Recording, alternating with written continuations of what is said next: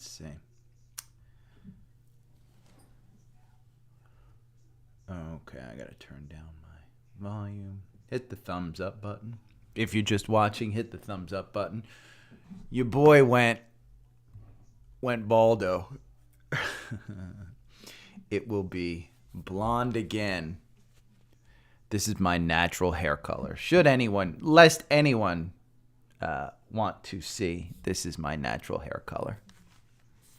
Bond rates jumped up slightly overnight. The 5 years, so you can see it, 1 year is for U.S. Treasury is 5.11. God, that's just crazy. Hey, morning, Zephin. 5.11%. Hey, Zephin, hit that thumbs up button since you're the only one here. Yeah, I shaved it. It's going to hit 75 today. It was due for a summer cut. I had some friends that FaceTimed me last night and were like, whoa. By the way, Zephin, you're the only one that thinks that. So thank you. I'm going to color it. It's going to be blonde again. You guys live on the podcast. No, I won't do live on the podcast, but you'll be able to see the yellowing. It takes about 5 days of actual coloring to get it to a good color. Devon Energy up 1%. God, I need to buy that one. PXD is probably up too. Let me look at PXD. PXD is it's up 1%. This one's turning around. I think PXD is a buy. I'm going to put PXD as a buy. Because oil and energy are going to go back up. It's just kind of my thought process on that. Devon, buy. Did CHRD go up as well? It usually does, but they did. God, 137. It had the cross up, but it's kind of even. I just hate buying a small cap. Morning to our favorite greenskeeper.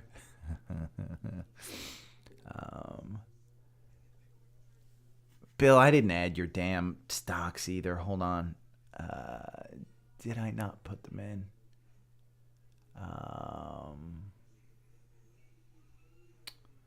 I know you wanted Under Armour. I got to turn down this volume. I don't think I put them in. Let me go back to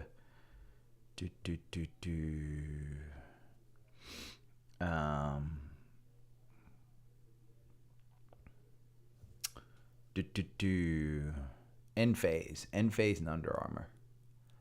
Oh, I do have them. Enphase and Under Armour in my notes for Bill, the groundskeeper.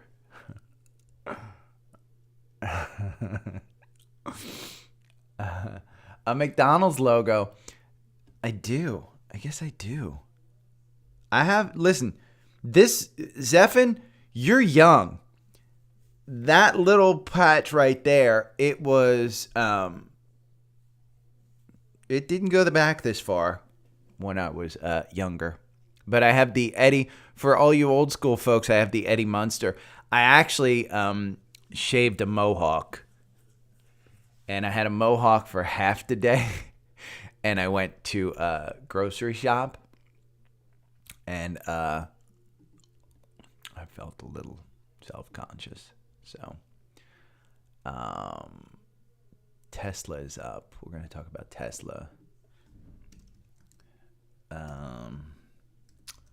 Tesla product day, Model 2 rumored. It's going to be 80 degrees here, Bill. So I am I am super happy with the weather. Super happy with the weather. It's going to be amazing. It's my last day of doing 10 miles, and I will do 10 miles, and my body is... Brian, man. I tell you what was good was last week tonight did an episode on AI. It was phenomenal. I mean, it was fantastic. I think he got it right. It was a fear-mongering episode on AI, but I think he got it right. And one that I think I want to get into is XLV, but it just keeps falling down. Yeah, it's just not. Let me see if XLE crossed up. XLE is closed. XLE close. One that I got and I'll look at it on the podcast as well.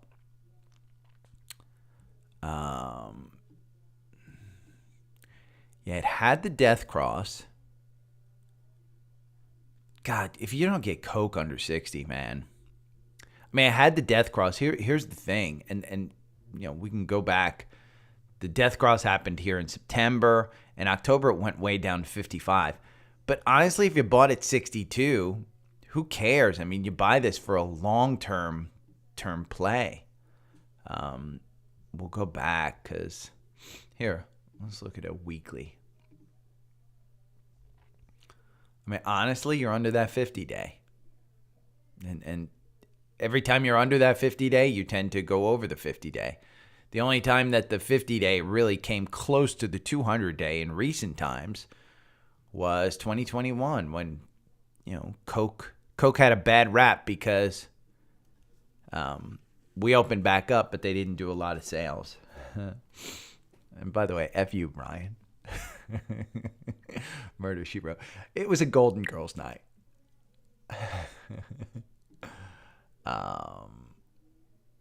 I gotta look up Shell. What's the Shell? Because yesterday Royal does Shell. SHEL. This is one that Goldman raised yesterday, and it's been flying.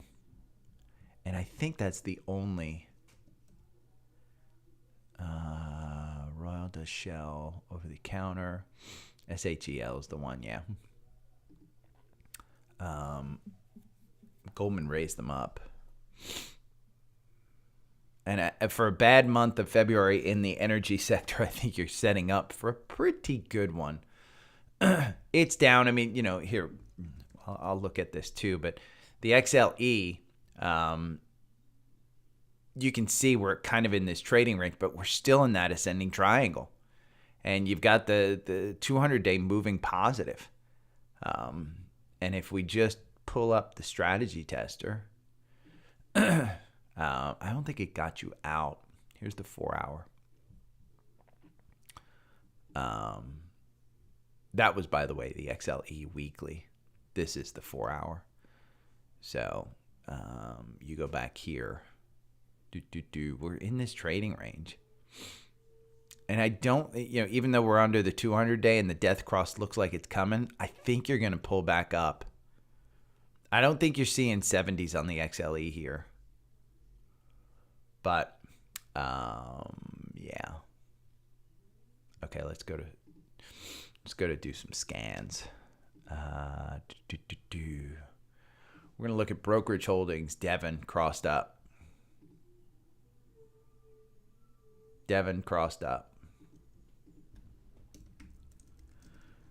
DVN, Square crossed up. Square was a cross up, so that's going to be a... And here's the garbage for you. Let's look at the core investments. Probably the same ones. SPG crossed up. Devon, let's look at energy names that we follow. Schlumberger, Halliburton, OIH, MRO, COP. Devin, Zephin, you were right. COP had a cross up.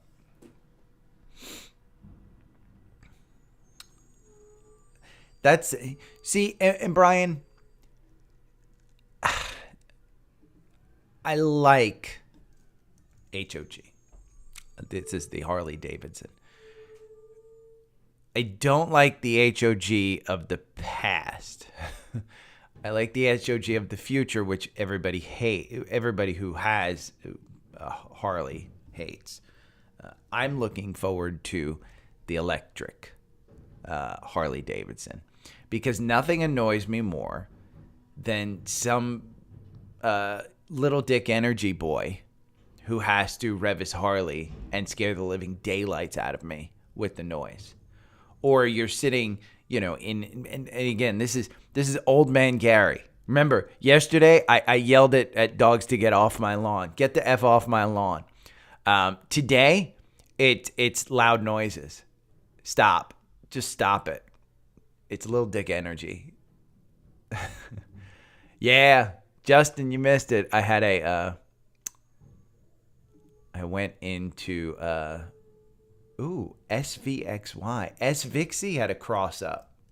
Crazy. What's the VIX at? The VIX is at 20. And we had a cross up of SVXY. Yeah, my old man problems. Wow. SVXY has just been on a run, but a secondary cross up. Levered ETFs. Let's look at Vanguard. Did we have any on Vanguard? Nothing on Vanguard. Spider sectors. Let's see. XLB. Is that's materials, I think. Yeah, XLB. Which is a good one. Let's see. Not owned. Sedge cross up. UPS.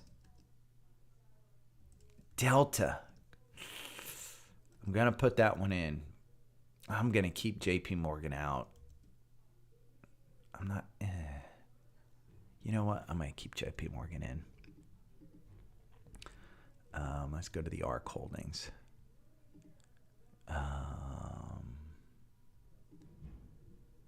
I should put the ARC funds in here, but I don't like any of these stocks. Iova, it's up 4%. Square, UPS.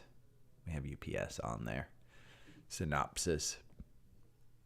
This one's got a gap above it to 376.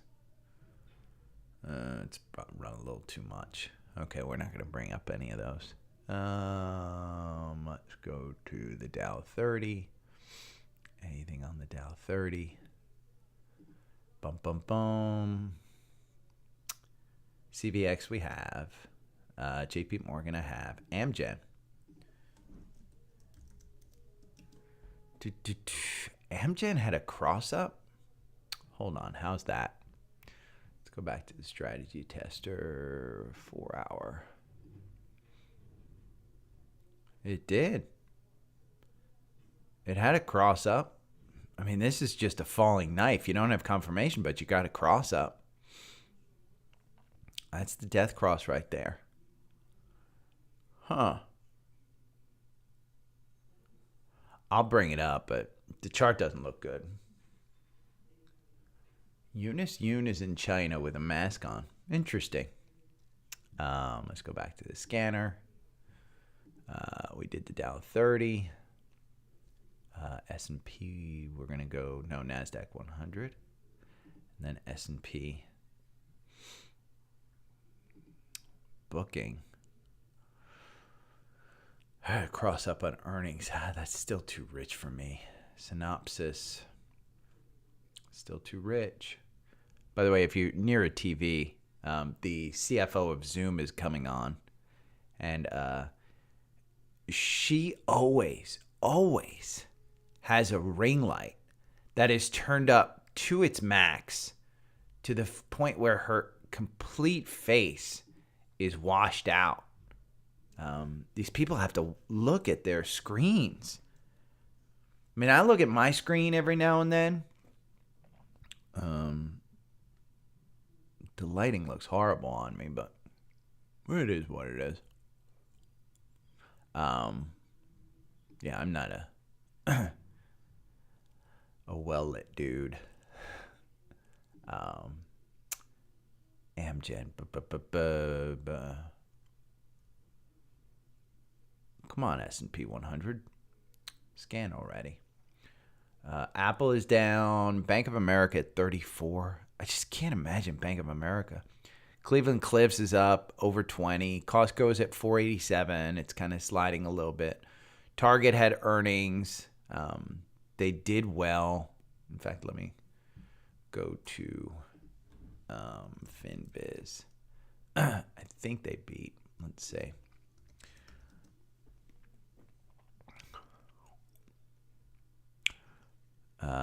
Yeah.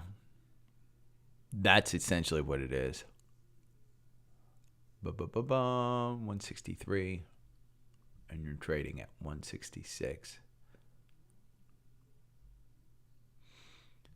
I'll talk about it. I think natural gas, if I'm trading levered commodities things, I think I may switch, and I have this as on my notes, switch to UCO. And I think that's just an honest to God, you're just heading into a low demand time of for Colgate Palmolive crossed up. That's under the 200 day. I like this. Let me look at CL. I'll look at Boyle. Let me just finish up this scan. PE is 34, so it is expensive. It is 8% above its 52-week low. Initiated coverage at an $84 price target. and it's a aristocrat. CL. Shit. $79 average price target. It's down 6% year to date. I mean, it's a safe stock.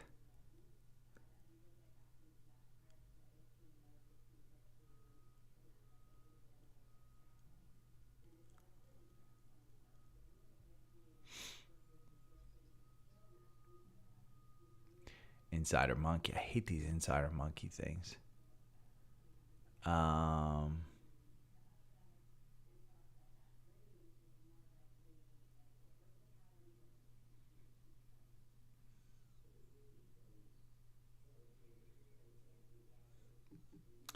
Fabuloso. It's recalling 5 million bottles of Fabuloso multi-purpose cleaning due to risk of exposure to bacteria. This is why Colgate's down, and it's not. It's going to be behind a paywall. Yeah.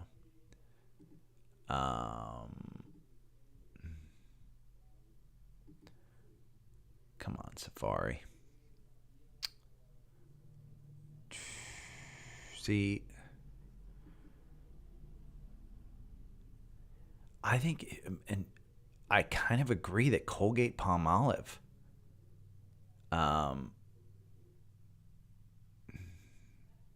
Brookfield's Renewables is good. Again, I think this is just it's a mainstay.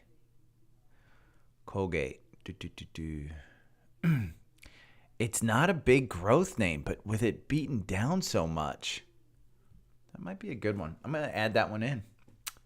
That might be a core portfolio one because, again, it's a dividend aristocrat, which, if you didn't know, dividend aristocrats have a 25-year history of raising their dividend. So I like that one.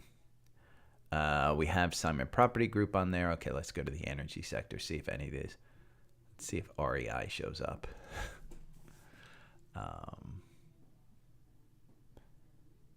God, look at all these energy names. Oh, man.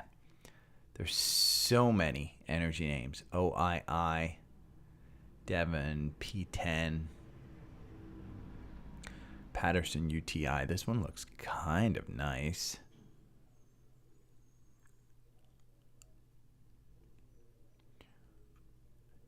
Hess is a good one. REI. REI is showing up as a cross-up again.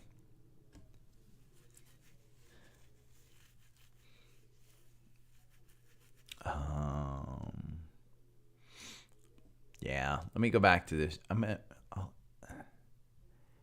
This P10. Let me look at P10 real quick. Hold on. So they only have a 2.93 billion. It's not a. It's a micro cap, but it's not a super small one. $18 price target, and you're trading at $13.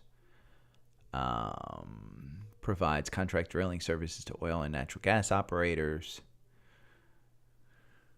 Ooh, all of those sales, not huge dollar amounts.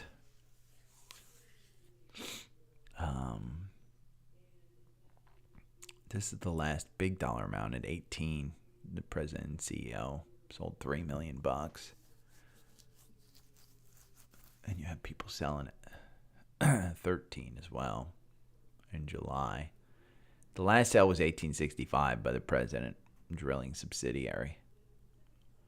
I mean, he sold what, $1.5 million worth here between August and November. But it's beaten down so much. Let me go to strategy tester. 4 hour. I hate to hedge it into a small cap. 1385. And it's right before their ex-dividend date. What do they pay on a dividend? 2.3%. So it's not a huge dividend. They did beat.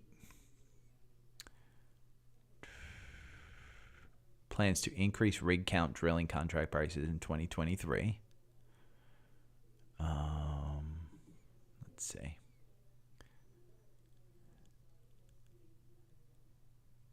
The page I'm looking for is not there, douche. Is it down 14%? I mean, it went way down. There was something.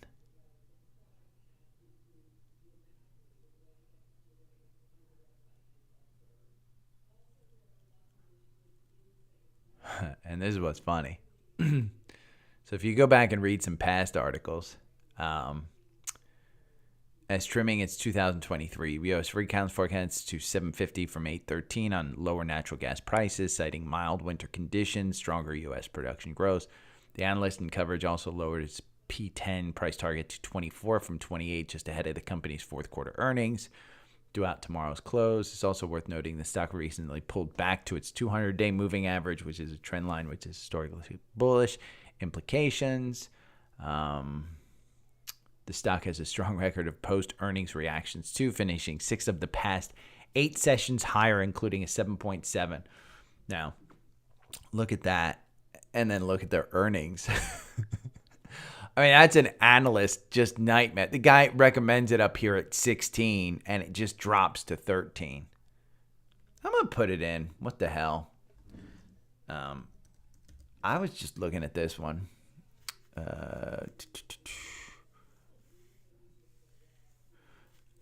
I don't think they're going bankrupt. I think Robin, the CFO has a little less light on her, but she's got this horrible background. And now I kind of get why she had the bright light on her. She looked better under the bright light.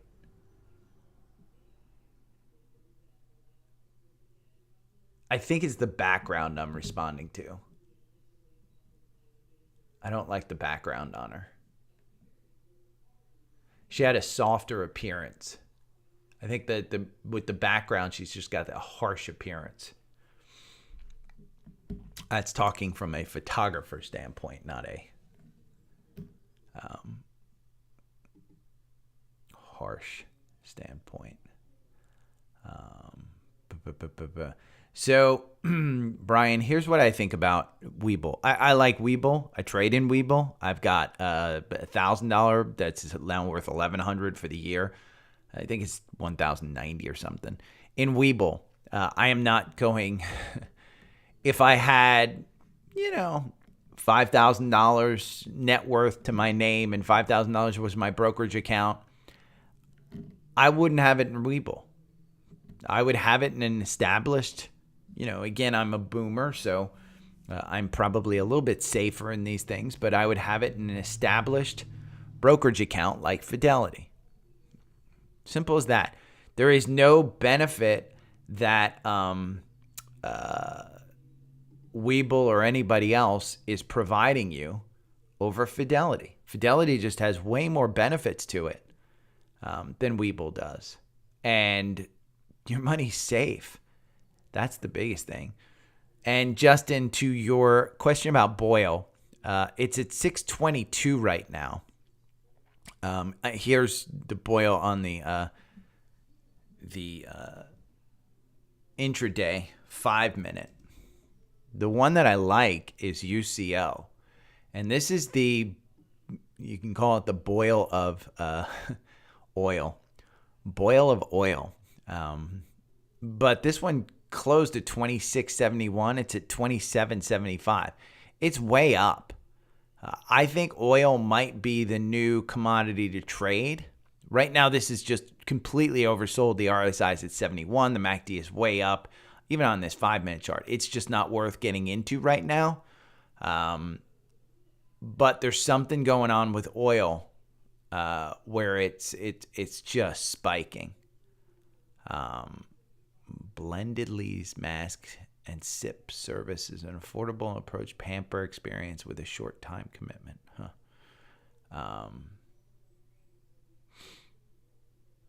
Yeah, so UCL might be and I'll take a look at both of them. But I think I have my cross-ups here. And so we're going to start out with SPY. And we don't have a cross-up on SPY. Let's go to the daily. Did it give us any indication of direction? It did not, because it went up. And it's holding that 200-day right at 393. If we go to a weekly, you're just kind of floundering. Again, the Bollinger Bands are kind of cinching up here, waiting for a coil. It's either a coil up or a coil down, one or the other. But to get down to the weekly of, this is October. These are the October lows, the 348. If you break that 200-day again, that could be a problem. I mean, look at the MACD on this one. Okay.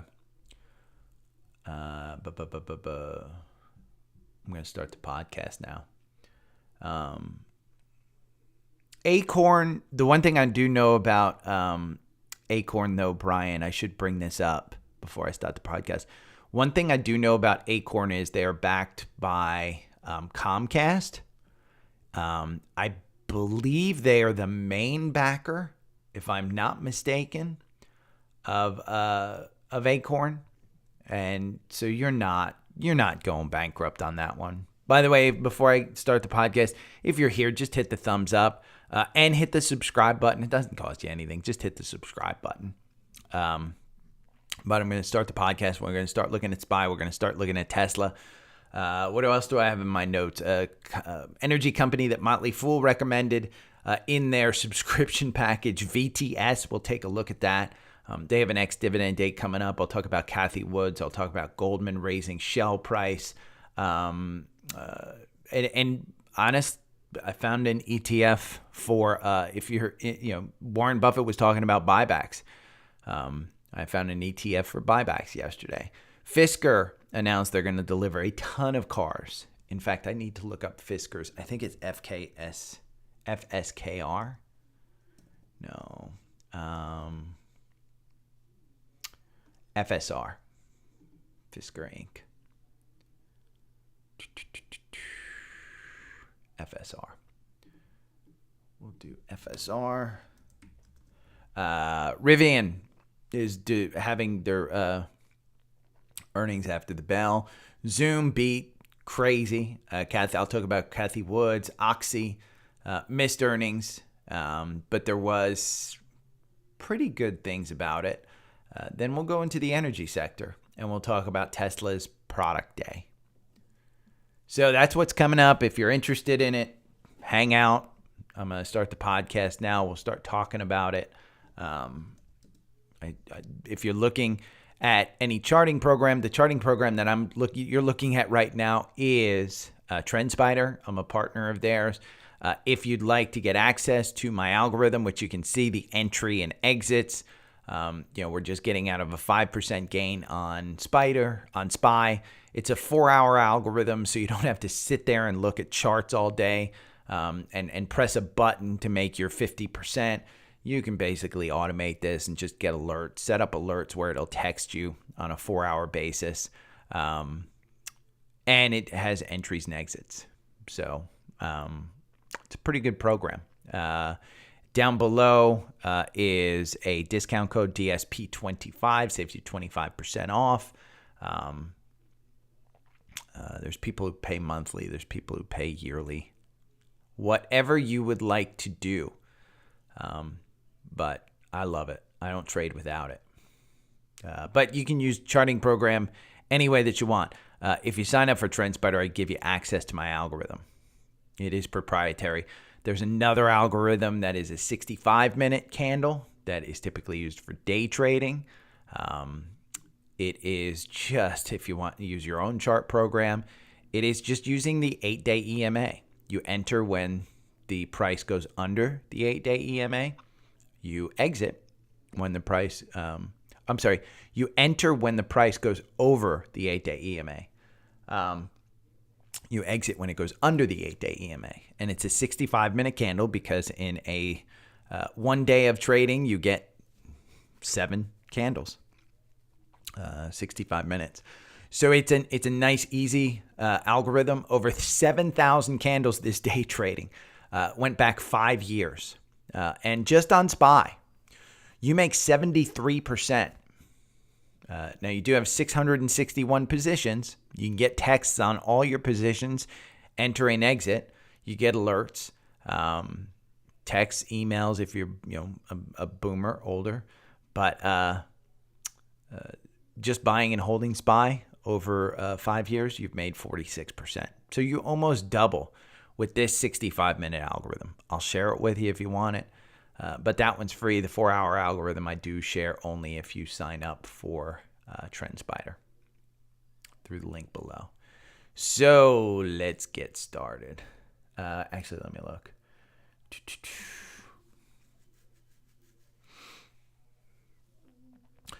Justin, you're doing well on $5, man. $5, and it's up at what, 630? Let's see. Let me see where Boyle is. Oh.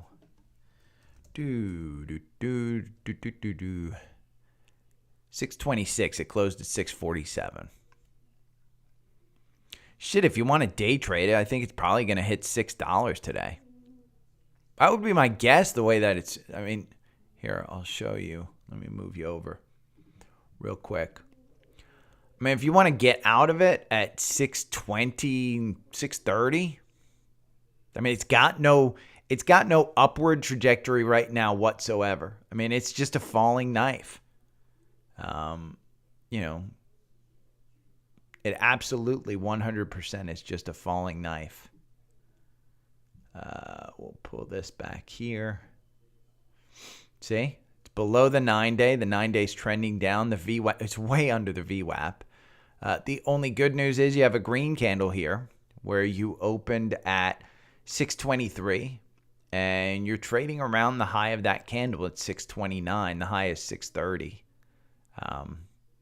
But, again, it's kind of a slide down if you wanted to get out of it. I just think that Boyle, I'll go into it, but the pattern of Boyle is that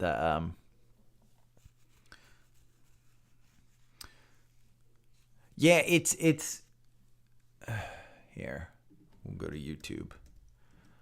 It's on my channel.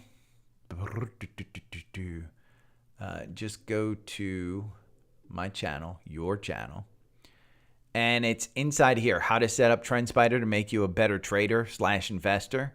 It's that video right there, Zephin. Oh, I'm sorry. You're not on this one.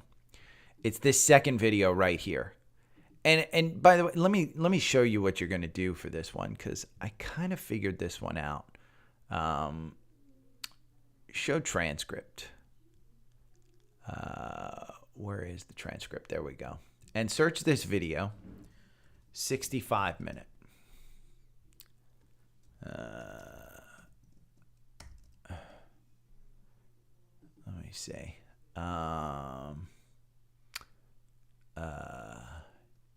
8-day EMA.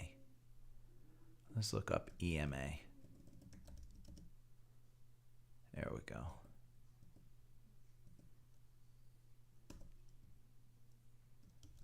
Moving average. Why is it not getting it? I thought we could look at it.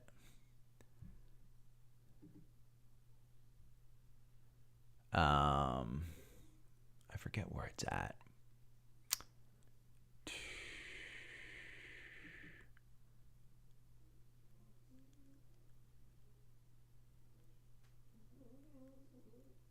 Yeah, he's in the strategy tester right there. I think it's around 34 minutes or so. I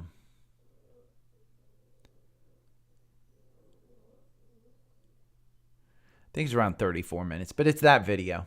Yeah. Yeah, and Zephin, since I know you have TrendSpider, I think you should watch the whole video. I mean, I got a lot out of sitting down with David. I know it's an hour, but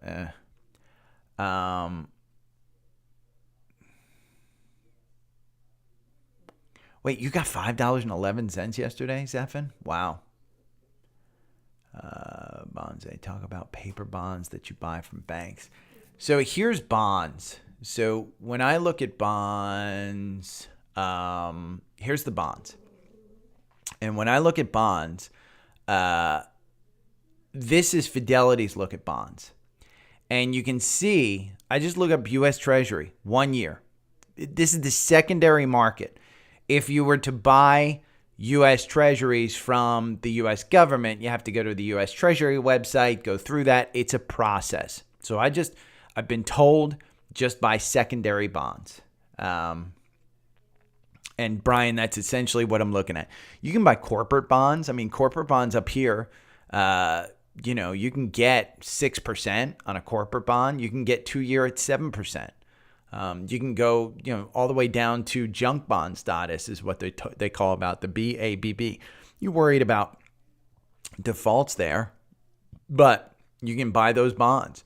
You can buy taxable municipal bonds. You can buy municipal bonds, which aren't taxable. There's a bunch of bond stuff. This is why I have Fidelity, because I can call up Fidelity and ask the questions. Good luck in calling up, Webull, Acorn, Robinhood. Good luck in calling them and having them tell you anything about bonds.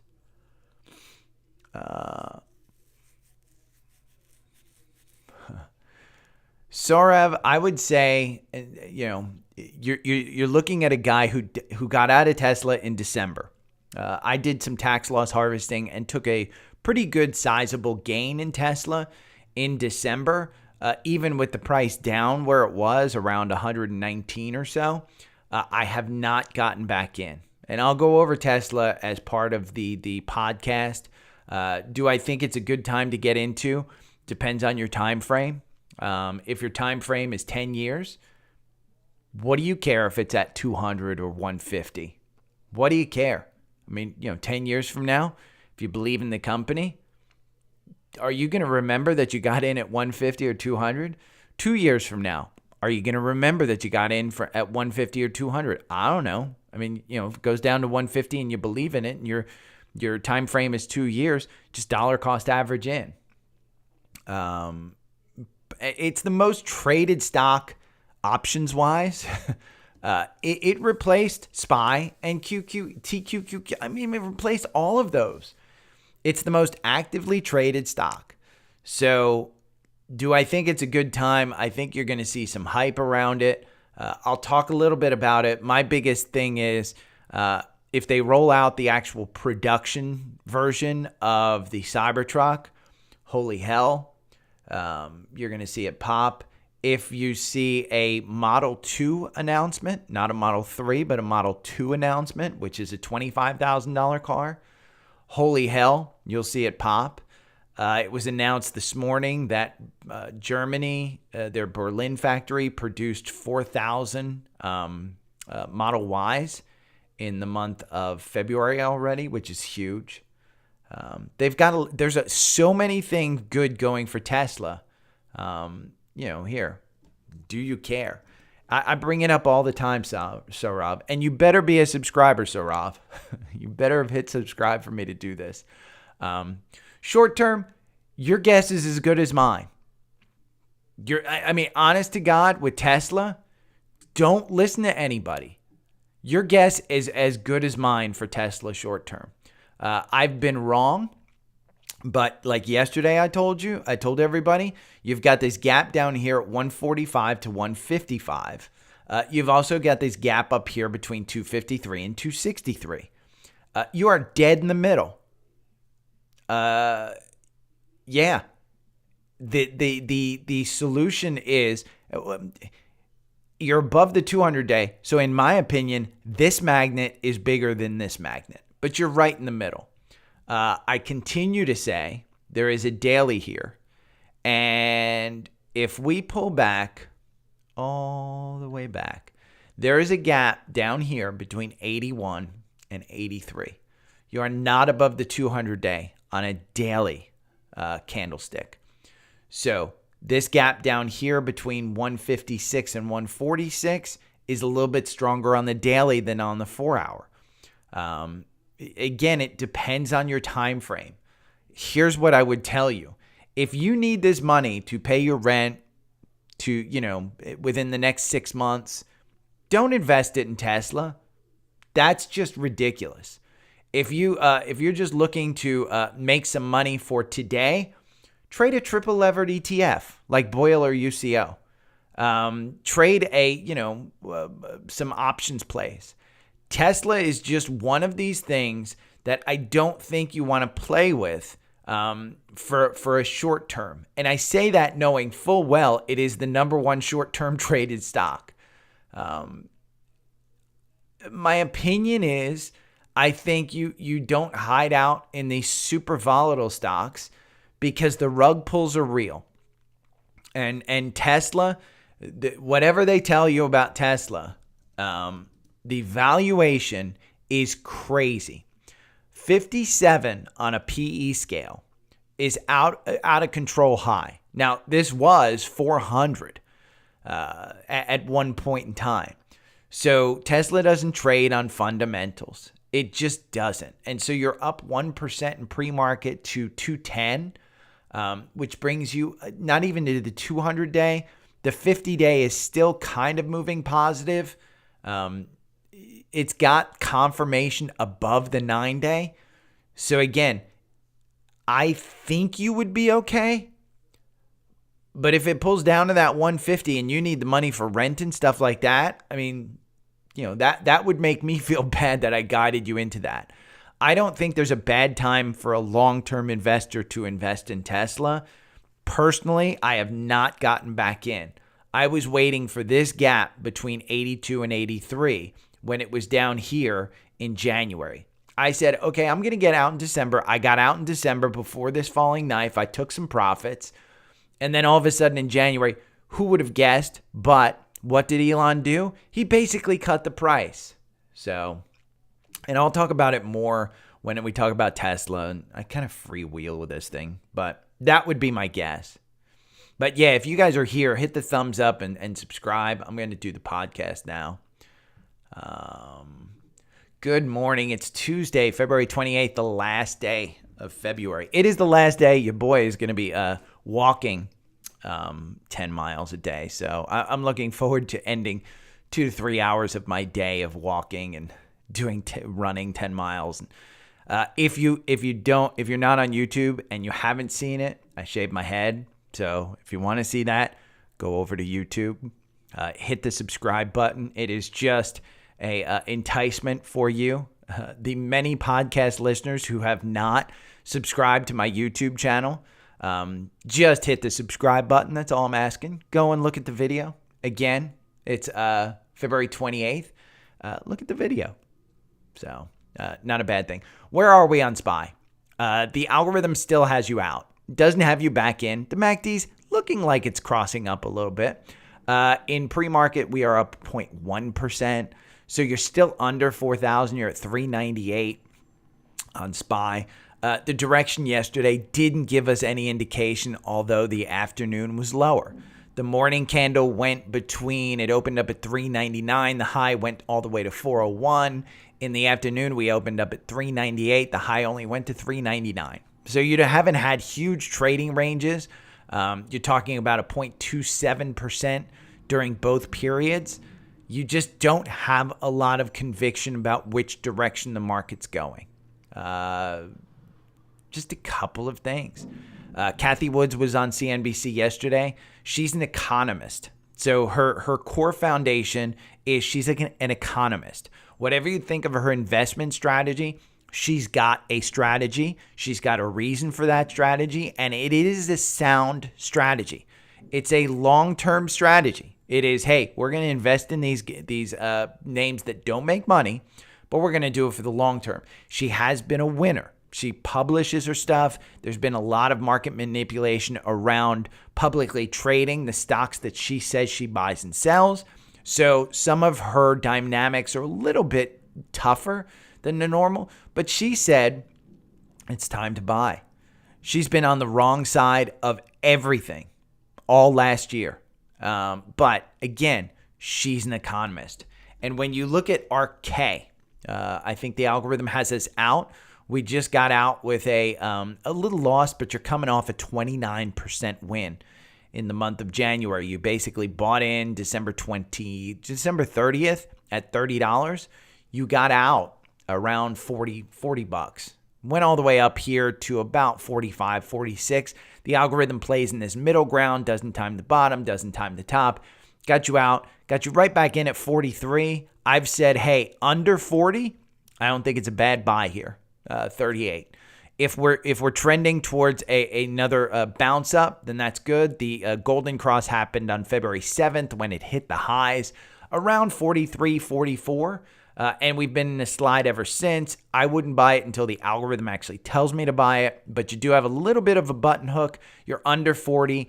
Again, I think she's got the right strategy for the long term. I held out too long in these. You're talking, I've ridden them all the way down. I'm going to get back in at some point, but let's go over her top 5. And you can see why her stock has just been bad. This is Twilio. Twilio just got you out yesterday with a 34% gain. Their earnings weren't that good. They kind of bounced up on earnings, and you've seen it pull back. You're probably going to pull that back to the 200-day at 57. That's kind of where I'm seeing it going. Her next name is Tesla, and we'll talk about Tesla's product day. That is tomorrow. It's up almost 2% in pre-market. Tesla, you're still in this 119 buy. So 119 on December 29th, we haven't gotten out. It's still above the 9-day. You still have confirmation. Your MACD looks like it's starting to cross up again. So is it a good time to buy Tesla? I think anything long-term is a good time to buy Tesla. Short-term, might be better trades out there. Zoom Video is the next one. They reported yesterday, and they had a crazy good earnings report. They made $1.22 per share. This one is up 5% to $77. I think it was around $80 in pre-market. You're seeing the golden cross. It's happening. Zoom Video. She made a really good point about Zoom Video. And Kathy Wood says It's one of her conviction buys. Again, one of the top 5. She thinks, even though my opinion is that Teams thrown into the Microsoft ecosystem is going to absolutely 100% blow away Zoom, she brought up a good point. There's room for both. And she says a lot of, and I do know this, a lot of large companies actually have Teams and Zoom.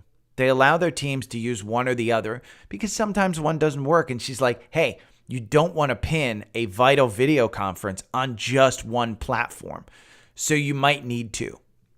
I don't know that there's another competitor out there. I don't know which one people use more. Zoom is kind of pricey, but she did bring up that it was a Salesforce-like model. Since Salesforce doesn't necessarily have video component, she said, hey, maybe we want to do that. But it does have the Golden Cross.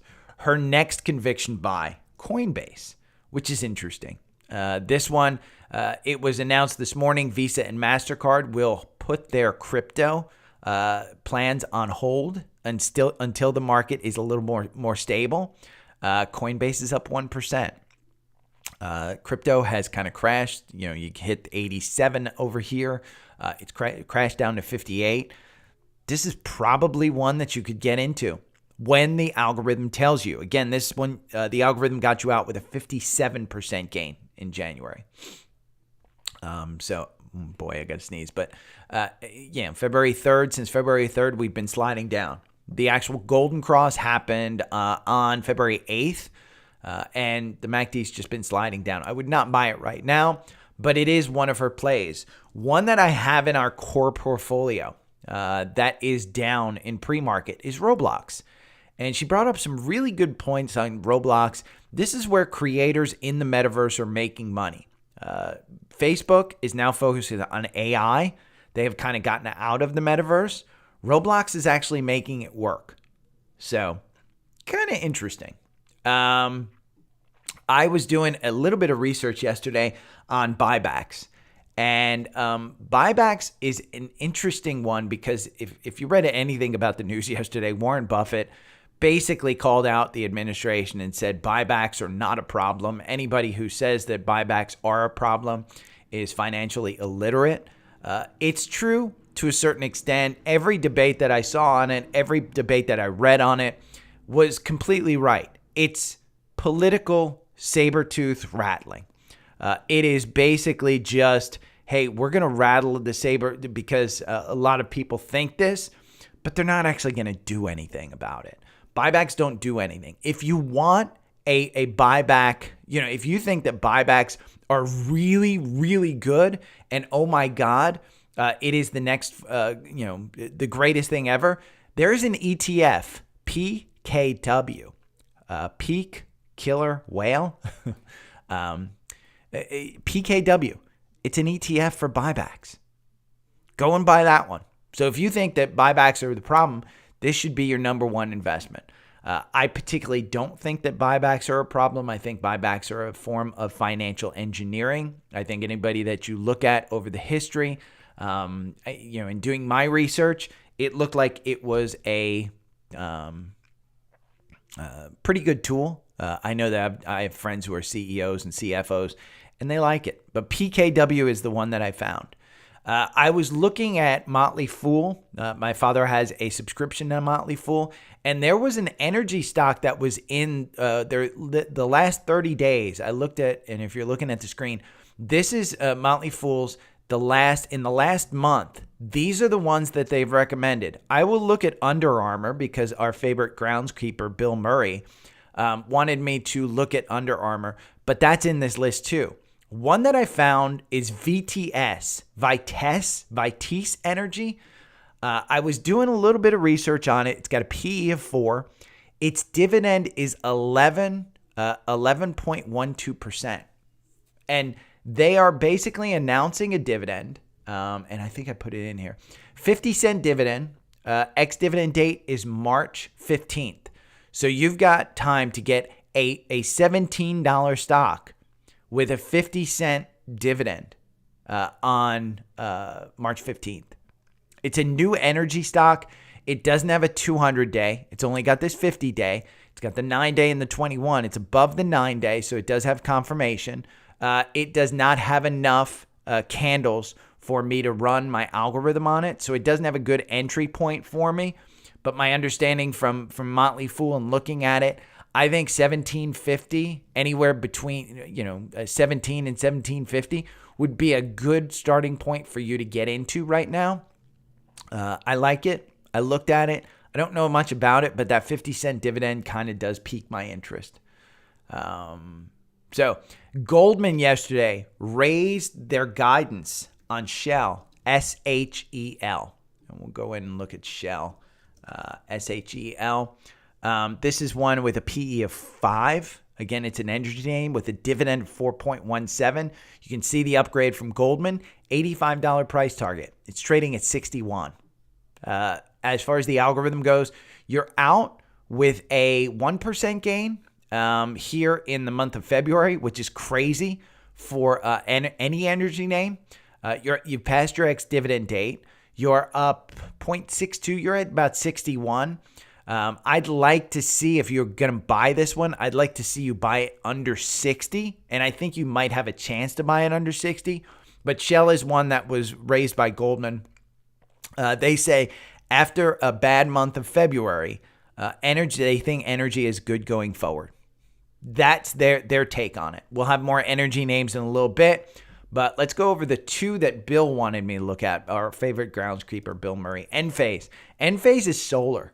And we've slid. And it's ironic that Bill picked this one because it has a cross up here at 210.69 for us to get into right today. I mean, literally it was the earnings were a little soft. Their guidance was a little soft. But I think with all of the Biden, the infrastructure project and all of the renewable energy incentives, I think you're good on this one. Honest to God, I think you're good on this one. It is super expensive. Be aware when you're buying into this one, the PE is 76. The forward PE is 28. It does not have a dividend. Year to date, it's down 20%. But if you bought this 1 year ago, you're up 43%. You're 40% below your 52-week high of 339. You're 63% above your 52-week low of 128. So you're kind of a little bit higher than 50%. You're in the top 25%. If you were to break that down, but I'm sorry, the top 40%. If you were to break that down, it's not a bad one. In my mind, again, I think Enphase is a good one. Do your research. February 27th, which was yesterday, Janney, neutral to buy with a $282 price target. That would be a really good move in this stock if you got to 282. I think that's possible. When you look at the sales on this one, they're selling it around 326. There was a sale by the EVP on February 21st. It's $1 million.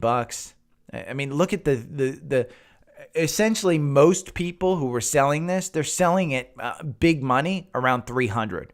They're not selling it around 200. This guy selling it for 200 for $1 million. He's putting a pool in his backyard for $1 million. That's essentially what he's doing. So do a little bit of research. I like Enphase. I own it, Enphase, in an ETF, QCLN, which is the one that I have in our core portfolio, which does not have a buy on it right now. It's kind of crossing up a little bit. You'll probably get it in the next couple of days. We're just getting out of a 12% gain on QCLN. It is just above. You had the golden cross here on February 15th. Again, if you want Enphase, that is below the 200-day. I think you're looking at a rebound on Enphase.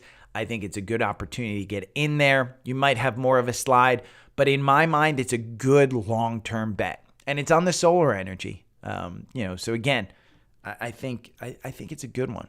The next one Bill wants me to go over is Under Armour. Your boy here wears Under Armour.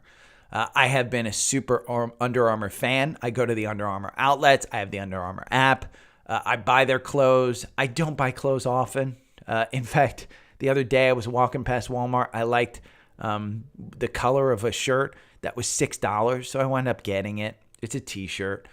You're just coming off a 13% gain with their earnings. It's sliding down. Right now, I would not buy this one. I think you're probably looking at this gap at $7.18 and $7.05 getting filled.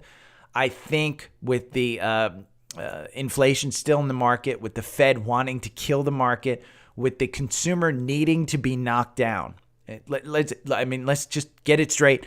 The consumer needs to be knocked down. There's too much employment. There's too much spending. There's too much money out there. That's what the Fed wants to do. They want to knock it down. Under Armour, I'd probably wait for this one because I don't think that this is a long-term buy. I haven't been a huge fan of Nike, of any of these retail kind of direct-to-consumer names, and that's what these guys need to do. It's direct-to-consumer. It is a tough business. Honestly, I passed by Walmart, and I'm like, okay, Russell Athletics. The fabric feels nice. It's $6. I'll get it. So I didn't go to the Under Armour outlet. I didn't look at the Under Armour app. But this is a tough business, and you can see it's a slide. I mean, let's just go for a weekly. If you go for a weekly, company's just not doing very well. I mean, it's been a constant slide here, and you're trading between $22 and $5. And they're constantly just going up and down. So while I would say use it, buy it, this is one that, I'd probably wait for a more decent entry when it's under the 200-day. And if you fill this gap between about $7.03, $7 and $17.20, say, I'd say if you get down to $7.20, I think you're good. So there's your look at those two. Fisker. We're going to talk about Tesla, but let's talk about Fisker. FSR is the symbol. They announced yesterday their earnings. They lost less than expected. They lost 54 cents per share, but their guidance was what kind of sent them soaring. And in the morning candle, you had a 10% period. Your low was 646. Your high was 723. Today, in the afternoon, you went all the way up to $7.54. Today, you're starting out trading almost 1% up at $7.46. They announced that they think they can deliver 46,000 cars this year. The stock went nuts. I think it was 46,000 cars. They announced that they had something like 50. If you don't know, just go on Google Fisker. It's an electric, what do they call them? The little trucks, mini trucks, kind of like a Model Y. It's going to be a competition for the Model Y. It's a good-looking vehicle. And if you don't know William Fisker, I think his name's William Fisker. He's a legendary car designer out of Detroit. And he decided, I think he's out of Detroit. I may be completely getting this wrong. I may be the Hollywood tour guide who drives the bus and just makes shit up at this point. But he's a tour. He basically designed this SUV, this little mini SUV, and I think it's called the Ocean. And it's a phenomenal looking car. I would be interested in this if not for the charging infrastructure of anything other than Tesla.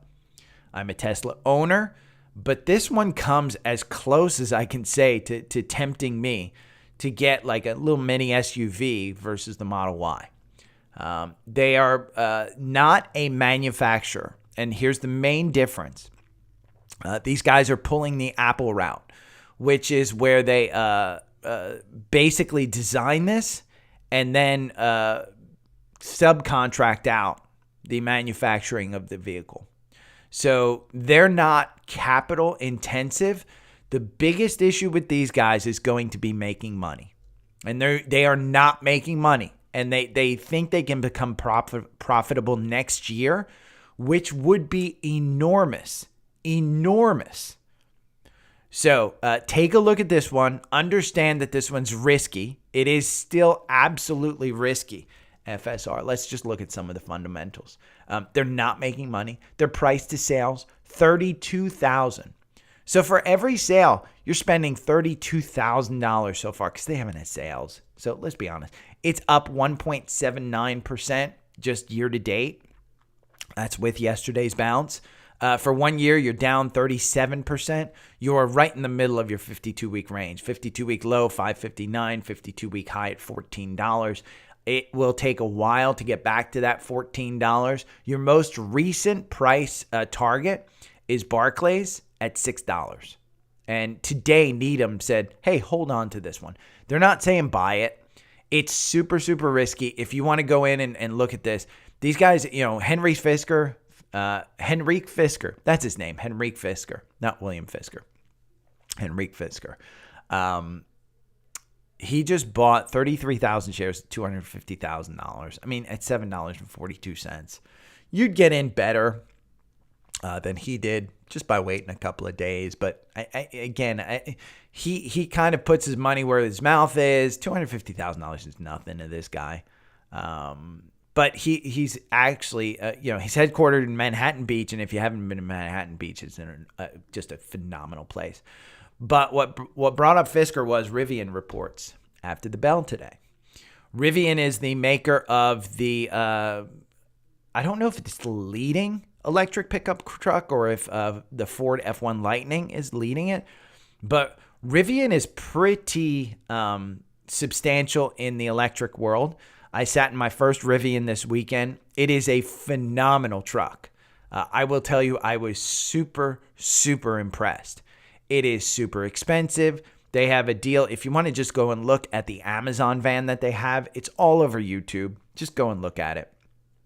But yeah, look at this one. Rivian, they are going to need to announce some pretty good guidance on this. My understanding is they've been having some production troubles. They're not delivering as fast. Their service centers aren't going in as fast as they would like. They are delivering Amazon vans. They started another production line instead of building another production facility. So they're still having problems kind of in the realm of Tesla prior to the Model 3. For you thinking that this might be the next Tesla, I think you're completely wrong. They're not making money. These guys, it's not the situation that Tesla was in. The amount of money that they have floated out there in the market with a $17 billion market cap is way bigger than Tesla was. Tesla was, again, it was kind of on the risk of going under, blah, blah, blah, the whole thing. These guys have so much backing and so much money, they're not going under. And if they do, they'll just basically dilute you. So I don't, again, it's up 0.11. I love the company. It's kind of like App Harvest. I love the company. The stock, you're 72% below your 52-week high, which was 68, which was completely crazy. Your 52-week low of $15.28, you're 20% off that. I think you're probably closer to $16 than you are $20. I could be wrong, but I can't imagine, again, these guys, what Tesla's doing is they're pushing the prices down. So they report after the bell. Watch it. You should see a pretty good pop on that one. Speaking of earnings, Oxy. Oxy announced their earnings yesterday. They missed. They're saying it's costing them more, and the lower price of oil is hurting them. You haven't had the MACD cross up. You probably will. You're up 0.2%. The pivot on this one, $60. Buy it under $60. It was funny because as they announced, everybody on the CNBC desk basically looked and said, you might see it down a little bit, but at this level, just buy it. You can be assured that Warren Buffett is buying more. Absolutely assured that at $58, Warren Buffett is buying more. So I watched the earnings and I said to myself, I got to buy more. Got to bring my average price target down. But Oxy under 60, buy it. Over 60, you can sell it anytime you want. KO, Corey brought up that it had the death cross, and I did want to bring this up. You did have the death cross as it got you out. It got you back in right at that time, 59.93. I stick to my conviction. Under 60, buy it all day long. Over 60, you can sell it anytime you want. When you go to the daily, you're under the 200-day. There haven't been a lot of times that you spend under the 200-day in this name. You go all the way back. Again, if you want to just look at a weekly, a long term of this one, that $53 mark, you're at 59. So you're 10%. If that's your complete move down, and you go back down to 53, that was at our the lows of the S&P. If you think we're going back down there, wait. If you don't think we're going back down there, 59.82 is not a bad price to get in on this one. Pre-COVID, this was a $59 stock. So you're just getting back to where you were pre-COVID. I think the world has opened up significantly to the point where I think Coke is fine. Again, you're just back to where you were pre-COVID. It moved down $60. Do I think you're going to 80? Probably not. But you get a decent dividend. It's not like you're going to lose a ton of money in this. So while it did have the death cross there, I think it's good. I wanted to take a look at the energy sector, and let's start with XLE. So XLE on the algorithm, you are below the 200-day, and you're seeing the cross up. A bad month of February happened. You essentially started the December at 87.05. You kind of rode it up in January all the way to 92. And again, this is a sector spider. So it's the sector. You went from 87 to 92. You dropped all the way down to about 84. And then you rode it up to 90. Then you dropped down to about 82. And now you're at 85. And the price of oil is just kind of staying there. This one's at 85. We've seen Boyle make a move up. And Boyle still has confirmation. I think you're down today. Yeah, you're at 640. We were at 620 earlier, I think, in the session, but you're at 641. It's still above the 9-day. You still have confirmation. You're just kind of moving the 50-day positive. You can see the volume trend in this, which is huge. It's rising. Your RSI is at 54, so you're not completely oversold or overbought. You're just kind of in the middle. So 640, not a bad price for this. But I am seeing a big move up today in UCO. And UCO is, we talk about Boyle and KOLD for the last probably year, 6 months. We haven't talked about UCO and SCO. UCO and SCO are basically the Boyle and KOLD of oil. And it's the Bloomberg crude oil. So UCO is up 4% today to 27. This one for the last year has kind of traded, and I go back to about, I'd say September. Between 25 and 32, I think you're seeing a low enough and a big enough move in this one that you could cover this gap all the way up to about maybe 29. I think the 200-day is going to be your resistance level, which is at 29.50. So if you want to play this one, I don't think that's a bad time to actually get into this. We don't have a cross up yet, but I wanted to point that out because, again, XLE is moving up. If oil's moving up, because we've been artificially held down by the emergency reserves, by China not opening as fast as we thought they were, but XLE is making the move up. And if you wanted to trade UCO, I think you could probably trade that one. UCO, the opposite is SCO. So if we look at SCO, I don't think it's got you in on either one. No. SCO does have you in at 25.69 and you're trading at 25 today. You're down 4%, so it's probably going to get you out. That move is down. UCO is actually heading up. But there were two that I've been looking at personally that I wanted to get into, and I probably will get into today because we're seeing moves on these. PXD, 200. Under 200, I need to buy this one under 200. You're at 201.81 right now in the market as the market has just opened up. PXD is one, and we had a cross up on another pod favorite, Devon. And the cross up is at 55.12. You're trading at 54.62. So Devon crossed up. You have your ex-dividend date coming up March 14th on this one. I think it's a good time to buy. So let's talk about Tesla. So Tesla has their product day tomorrow. And the question is this a good time to buy? In the algorithm, you're still in. from this 119. I think I went over this when we talked about Kathy Woods. But I'm seeing there's a gap up here between 256 and 265 and a gap below at 154 to 146. You're right in the middle of this gap. Where you go, it's anybody's guess. What he says during product day, anybody's guess. If they roll out the Cybertruck, whoa. If you haven't seen some of the news reports, the Cybertruck looks freaking awesome. It's got air suspension in it. It is significantly different looking than any other pickup truck that is out there. I will not buy one off the production line like I did with my Model 3. I will probably wait for year 2 or 3 of the production models before I actually pull the trigger on that one. I also want to see what infrastructure is like for other vehicles, because my friend just got, my neighbor down the street, just got an all-electric BMW that looks freaking incredible. He's not a big fan of it. He says he likes the Tesla better, but the screen on his is just unbelievable. Autopilot, I stay with Tesla for autopilot. What's Elon going to bring up tomorrow? Well, he's going to bring up probably Cybertruck. There's a rumor that there's a Model 2 out there, which is a $25,000 vehicle. Tesla just brought their prices down for these vehicles. I think they will continue to bring their prices down.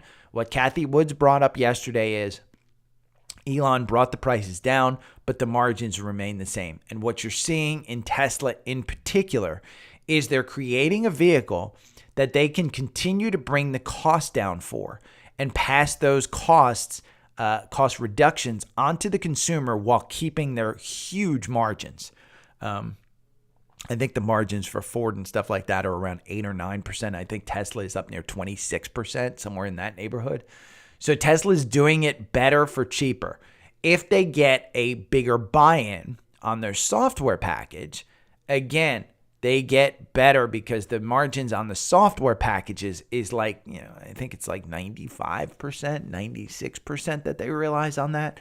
So your guess is as good as mine on this one. I've been wrong. I said this was going to 85, and then all of a sudden, Elon Musk says, hey, we're going to reduce the price on these. They're going to be available for the incentive from the government, so $7,500.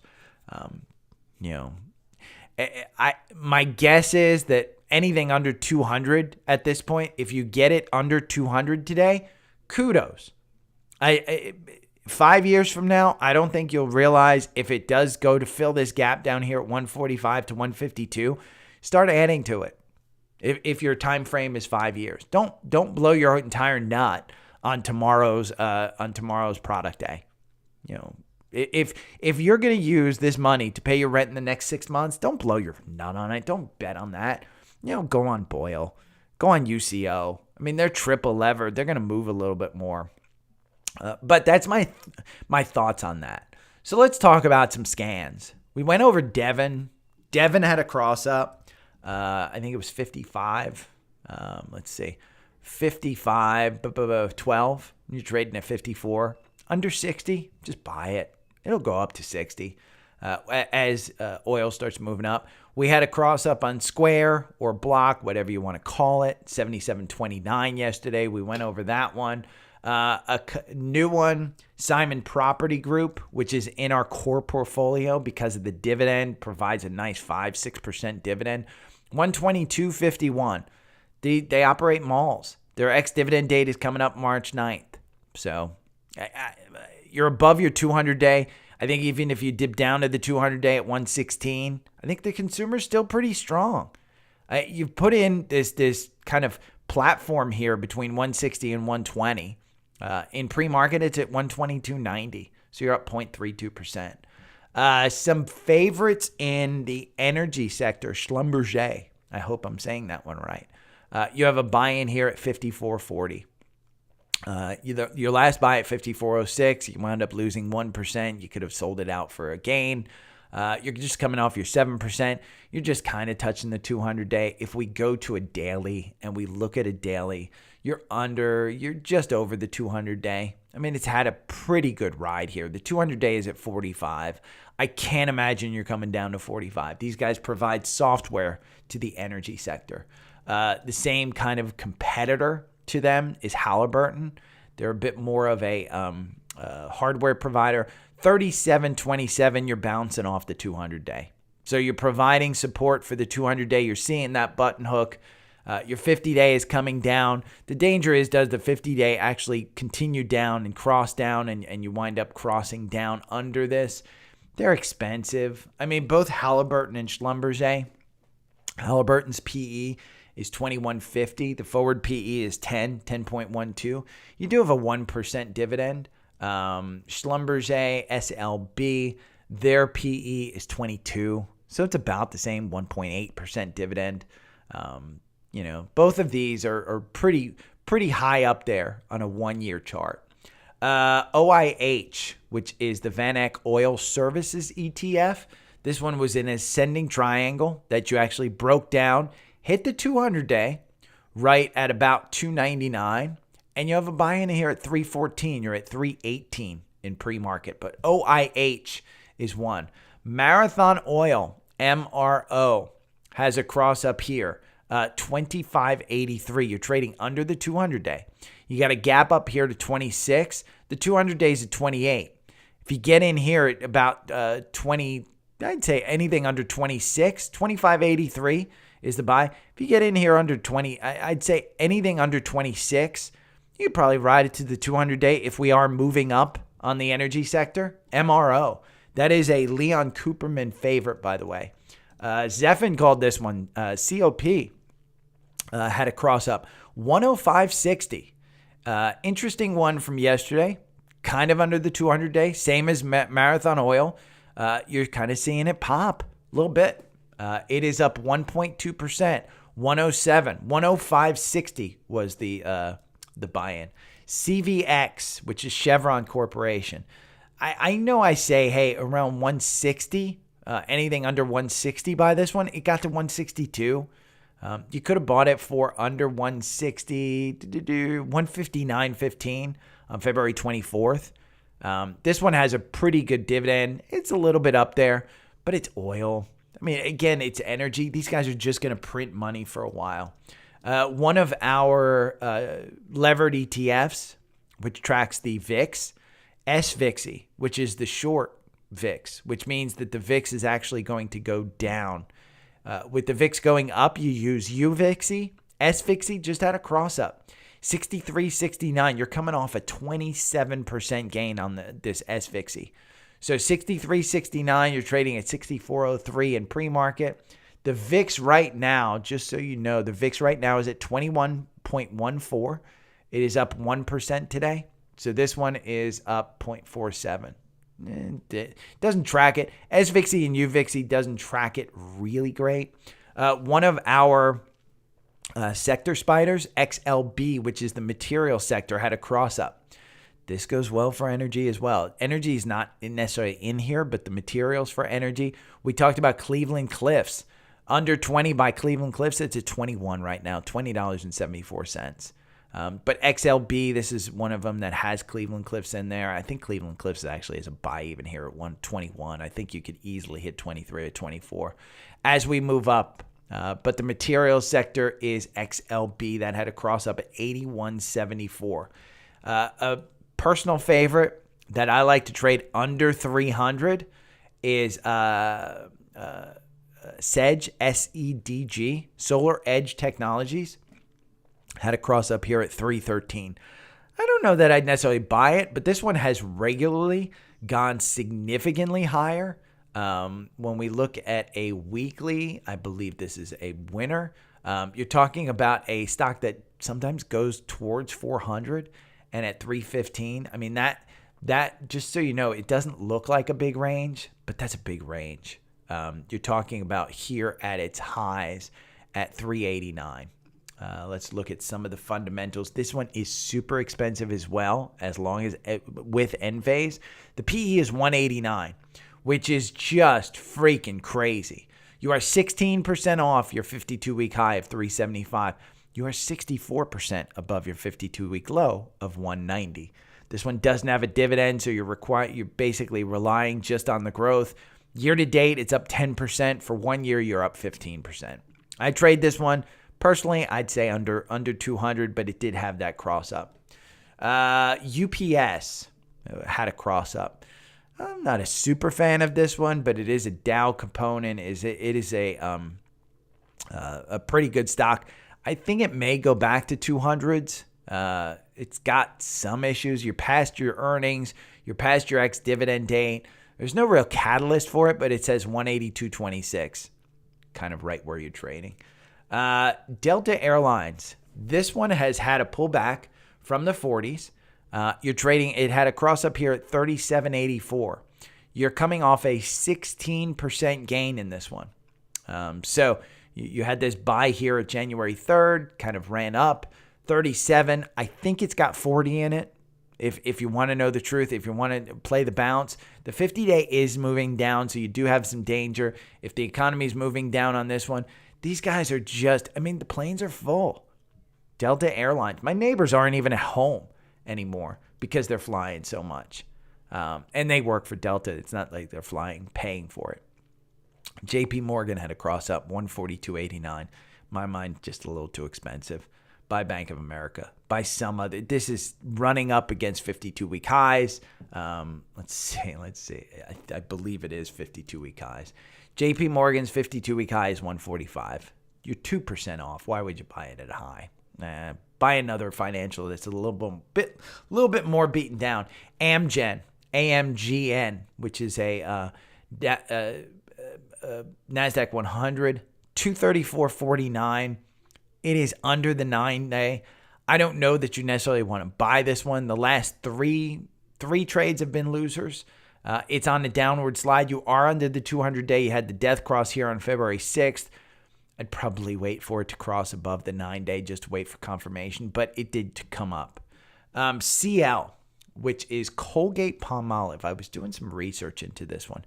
They had a recall because there was some bacteria in one of their cleaners. But this one's interesting because it's under the 200-day. And when you look at FinViz, the PE is 34, so it's a little bit high. Citigroup initiated coverage with an $84 price target. You can look at any one of these recent kind of things. They're going down because of the recall and things of that sort. I think it's an $80 stock. Again, you move up here towards 80.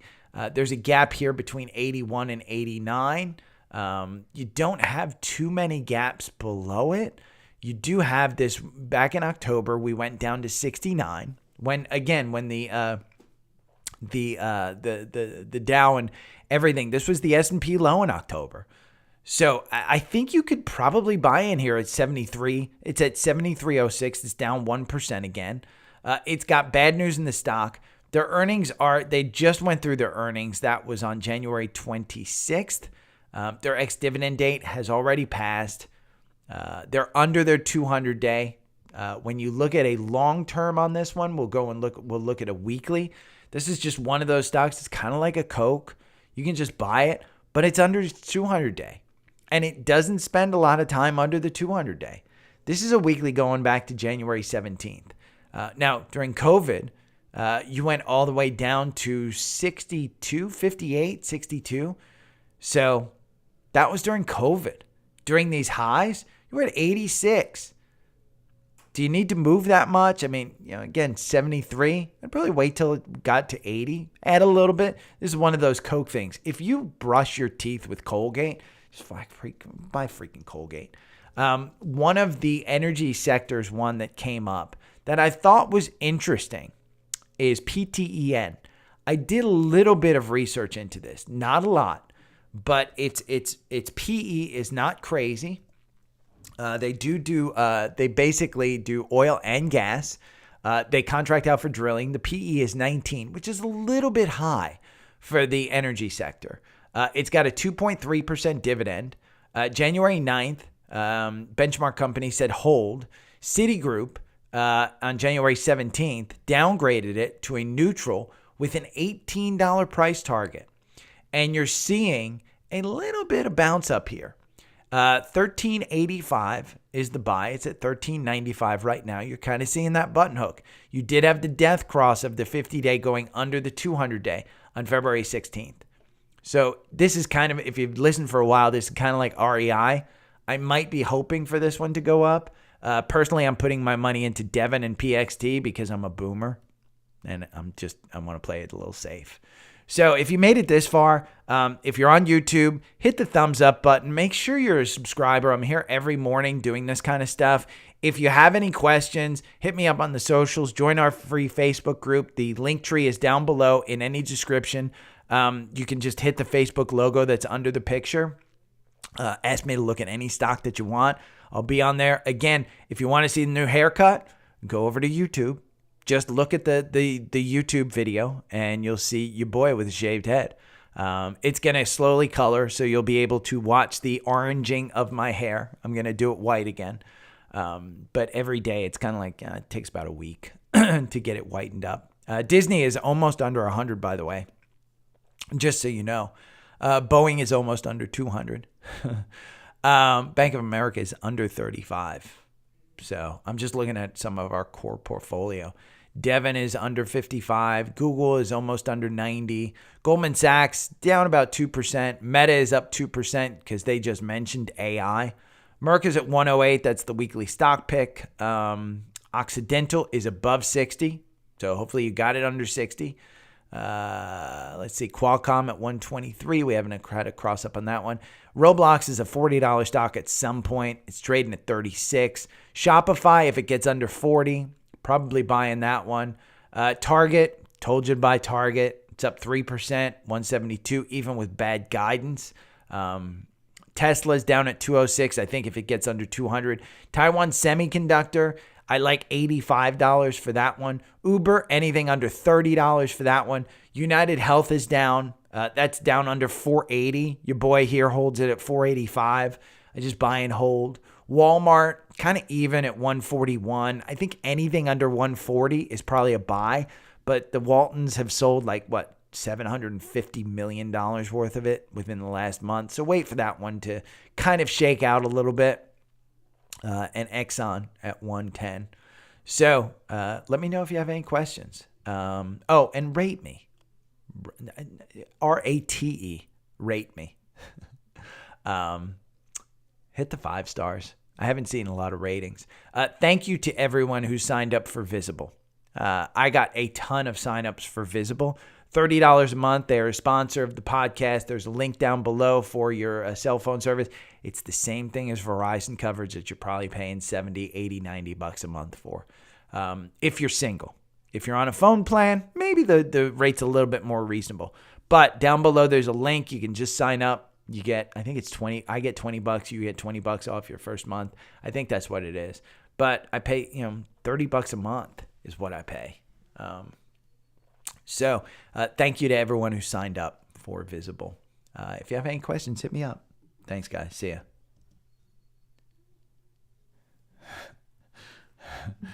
Yeah, Brandon, you caught that one. Now I got to read all your comments. I wanted to do like a 20-minute podcast. It wound up being 50 minutes again. I don't know how you people listen to me for 50 minutes. God. Let's see. Saruv subscribed.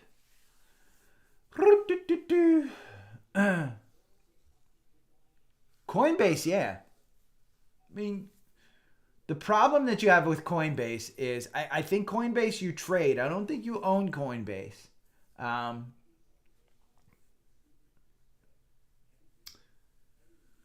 Coinbase to me is one that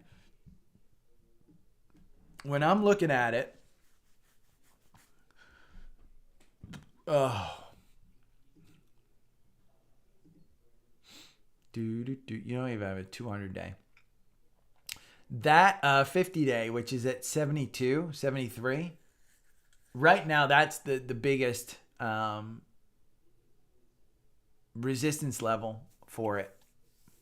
You can see it just doesn't want to go above that 50-day. But do I think that it's a $200 stock? Probably not. The problem that you have with Coinbase is Fidelity and others are getting into the crypto business, and Coinbase makes all their money off of transactions. They charge you high fees. What have we seen with high fees in stock trading? You've seen the high fees go to zero. I think that's what you're going to see in crypto. So, but Kathy Woods brought up a really good point. They brought up, well, you don't think that Coinbase is gonna, that there's some scammy things, and she brought up a really good point. She said, listen, Sam Bankman-Fried hated Bitcoin. There was a reason he hated Bitcoin, because it's an open ledger, and it is completely transparent. He ran FTX with opaqueness at best, if not behind the scenes, and just complete scam worse. Wow, Nat Gas pulls back from best day since December. And crude is moving. But yeah, so she made a good point. Bitcoin and Ethereum are on blockchains, and yeah, I don't think there's a scammy thing about them. But let us quit GarageBand, save, and then I'm going to upload this because we're already at 10 a.m. Oof.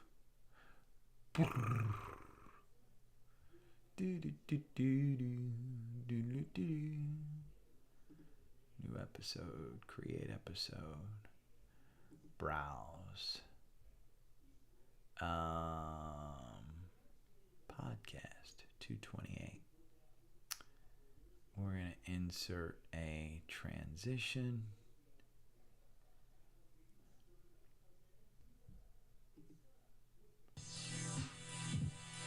I'll do that one. Why not? Insert ad. Boom. Okay. And you're right. Wood is to bulls as Bury is to bears.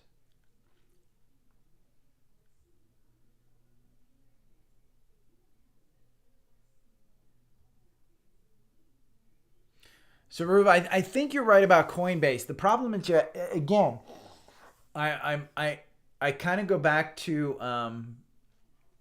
Fidelity. I'm a Fidelity client. I'm a high net worth Fidelity person. They offer me free crypto. So Coinbase wants to, if they want to be in the bank, they got to find another way to banking business. They got to find another way to make money. And yeah, James has shaved my head. So I don't have a bald spot though. Still got a full head of hair. Morning, Brandon. Dio went nuts with earnings. Let's look at Dio. This is the oil company, right?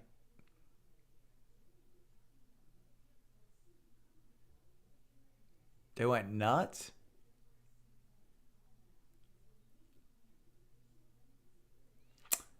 You were trading at 1226. That's why it says the day's high is. The problem is there's no volume. It's a micro cap. I mean, the 5-minute candles aren't even freaking moving.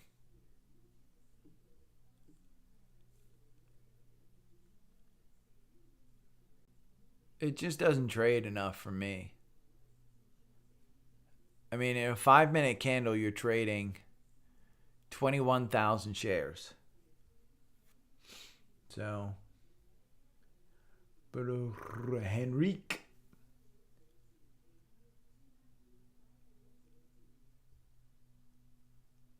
I don't know how you do that, Brandon. SGML. Is that the lithium play, I think? Yeah, this is the Canadian mine that... Isn't this the one that is rumored to be being bought? Oh, boy, sorry. Save episode. I'll get to more symbols. Product day. And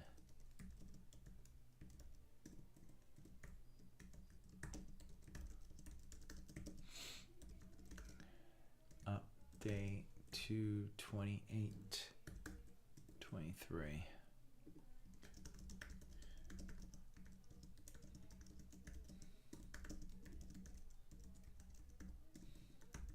I'm telling people to go to YouTube and subscribe. That's the title. I figured I'd entice people by cutting my hair to go to YouTube and subscribe. And James, so you know, it's going to go white again. I'm going to start the dyeing process today.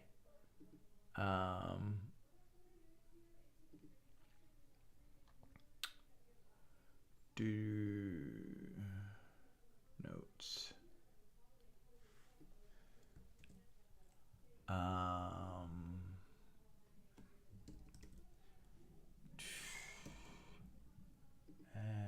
we're going to put this.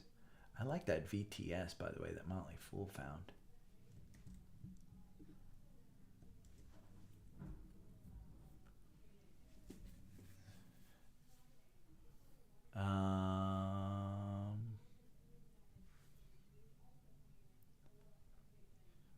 SPY, Boyle, UCO,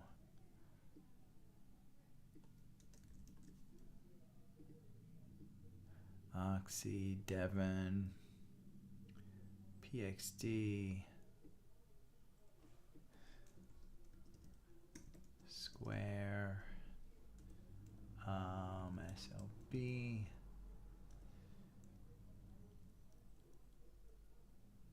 KO, Zoom, RIBN, FSR, Enphase, UA. It's good enough.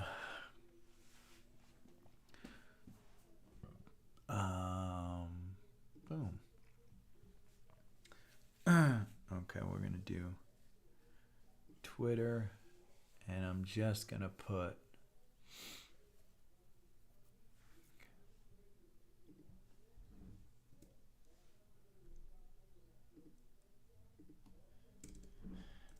SPY, TQQQ, SQQQ, Boyle. Let's go over the main ones that are trading. AMC, UCO, SOXL, CDIO. That's a crazy one. BBS, Neo, NCLH, Meta,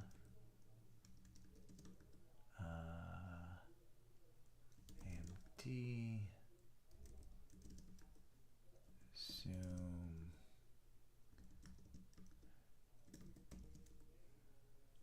Snap. Snap is way up.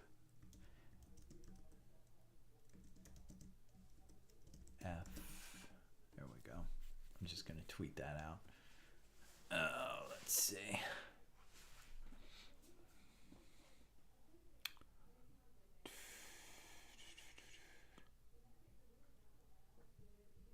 Profile.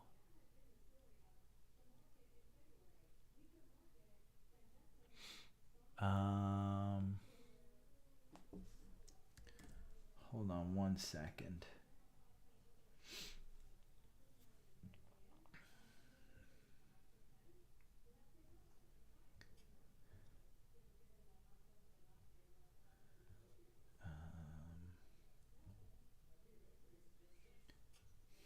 I guess these. Nordic American Tanker is underperforming the Russell 2000.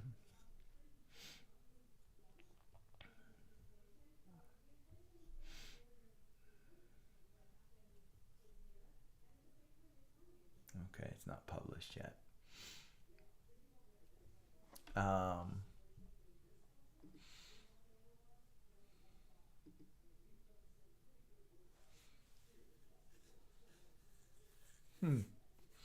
Looks like the website.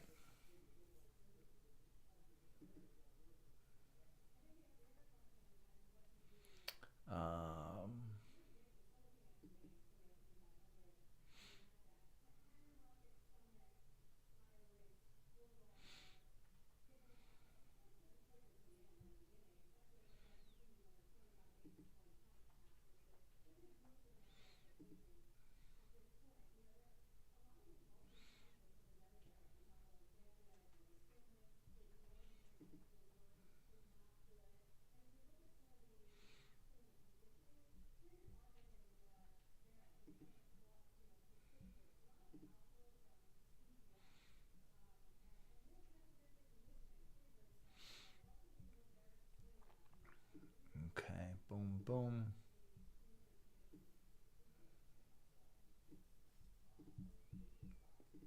Okay, let's see. Hung, I'm trying, man. Today's the last day of me walking 10 miles a day. So, let's look at SGML. I'm going to move you back over. Here's coin, by the way. This is the daily of coin. It's just kind of regained the 200-day. That 50-day is still moving positive. If you see a golden cross on the daily, man, coin should probably, my guess, I don't think we're going to recover this $218 gap, but my guess is that you could easily get up to this volume level here at about 75, which would be a pretty good move from 63. SGML, Sigma Lithium Corporation. Boo, boo, boo, boo. Boy, that's just run a lot.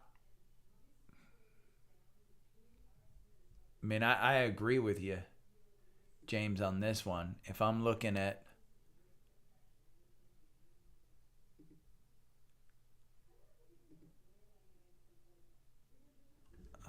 let's see. I'm going to click right there. I mean, if you're just looking at a straight over line at 39, yeah. I mean, it's trading right now at 37. Its high, it was 38. I think I'd agree with you on that one.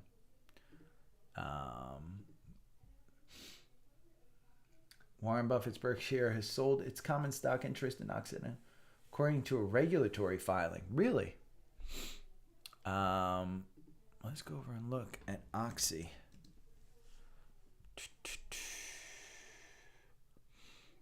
Evercore downgraded him to a $60 price target. I don't see a sale.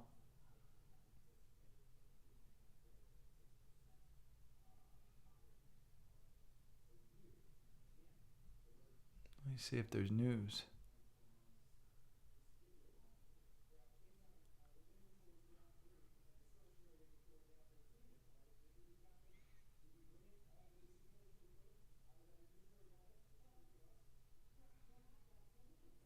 This is just yesterday, so.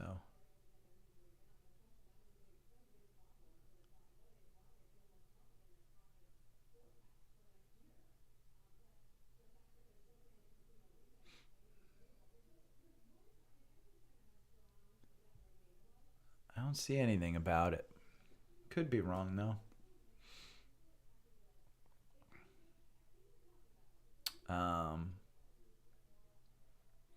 Their earnings weren't horrible. They weren't like unbelievably great, but Larry, if you see anything on that one, on Oxy being sold by Buffett, post it in one of the groups or send it to me.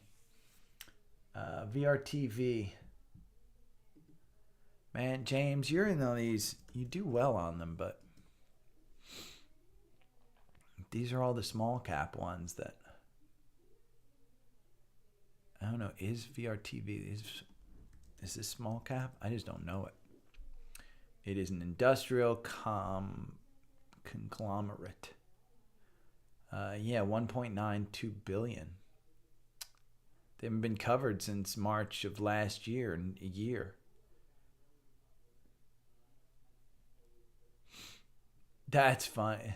Look at the price targets, 23 to 16. Was it a reverse split or something?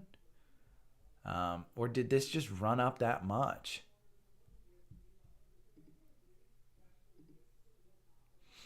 No, it just ran up that much from March of last year.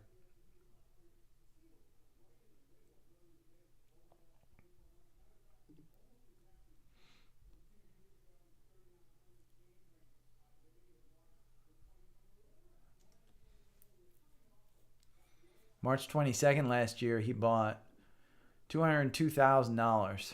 That's the only insider buy. But they moved it from a $23 price target to a $16 price target. And I don't see again, it's just kind of a small cap, but it looks good.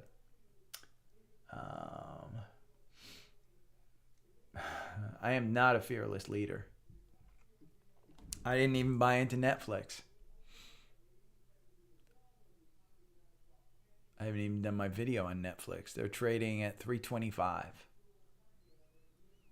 still got to do my video, but you're seeing the RSI is down at 36. The MACD's kind of crossing up.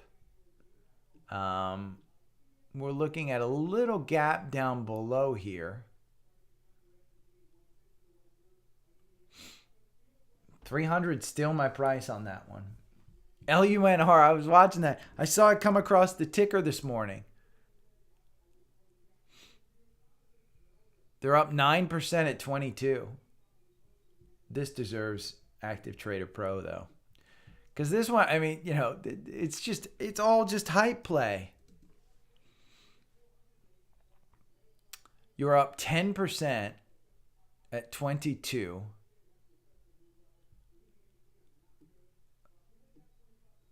Lord knows why this one's up.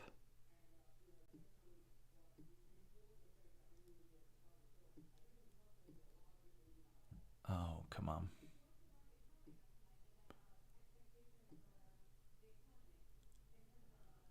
I don't know why it's up.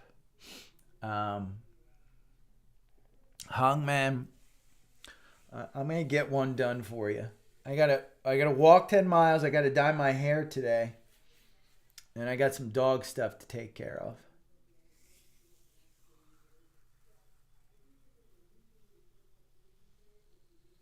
Yeah, Nat. I have Nat on my watch list for Fidelity, so it does tend to tell me. Nat is up 3%. And this is one of my. This was where I was day trading in 2020. That's where this one came up from. Because I'll show you. Wow, that algorithm had a buy-in here at $3. And it's at $4.36 now. Wow. But I'll show you kind of a...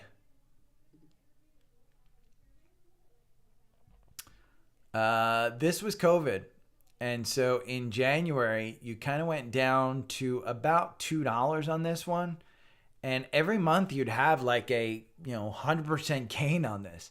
I mean, this candle right here, open at $2.40, close at $4.04, 68%. And then your next candle, March of 2020, it's a 21% move down where you opened at $4.44. You closed at $3.47. I traded within these ranges because you'd have a 10%. Congratulations, Sherry. And the red hair is going away. Thank you. Everybody hates the shaved hair. I should say everyone of female persuasion hates the short hair and loves the red hair. But I'm not a fan of the red. I like the blonde. So it'll be back to blonde.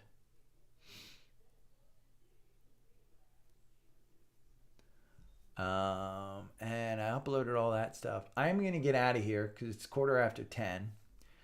And it is now 63 degrees. And I've got like 12 text messages to respond to. So I got quite a bit of things to do. I have no Viking. But I like Nat, man. I'm telling you. Nat and Rig, they're just, remember when I said after earnings that Rig, it's funny, it still hasn't pulled back.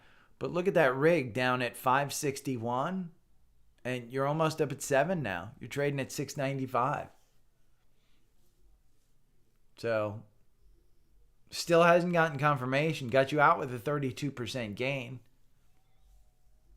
But I think this one, let's look at a weekly on this one for a long term. Yeah, see. Pre-COVID, you're kind of back to where you were pre-COVID. So, dude, I'd love to stay, but I got things to do. Cleveland Cliffs. You're welcome, Brian. Happy to do it. It's all about paying it forward, man. When you guys are my age and if you're retired, all I'd tell you is try and teach people what you've learned, because if you're blessed enough to be able to do what I did, took a lot of luck, but there was a lot of work involved too. Yeah, look at Cleveland Cliffs. I'm telling you, this one's moving, and they've got pricing power. That's crazy. Under 20 though, I still say under 20. Buy it. But the market's turning negative. I'm seeing some of the high flyers. Meta's up 3%. See, all Google has to do is saying we've done a new AI.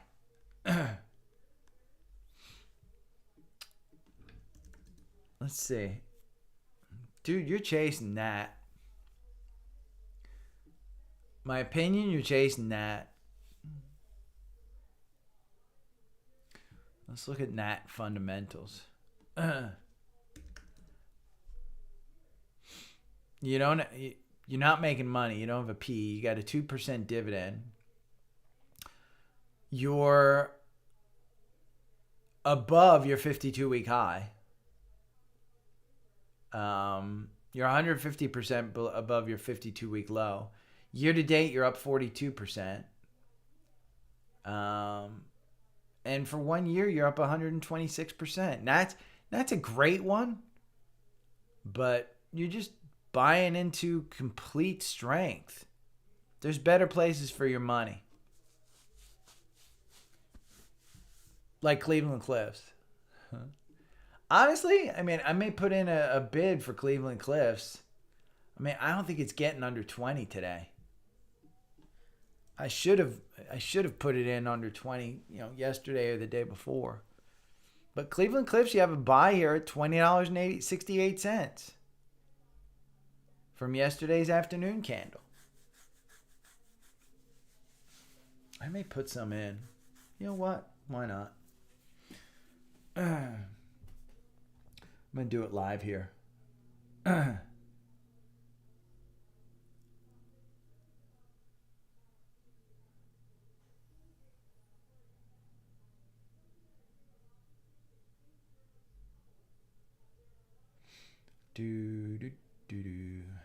Let's see. Because Cleveland Cliffs, I don't mind owning.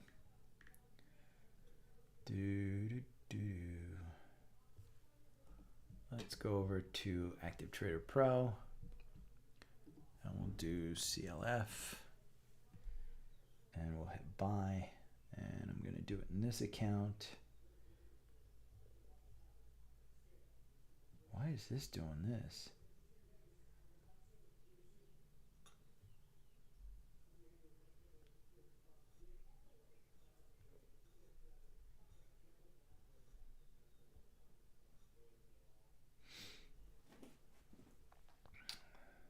I should have bought it yesterday, but I'll buy it today. CLF. I don't know why it's messing up like this, though.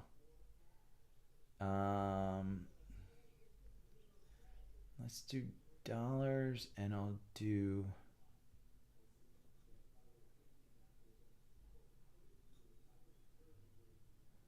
limit, and I'm gonna do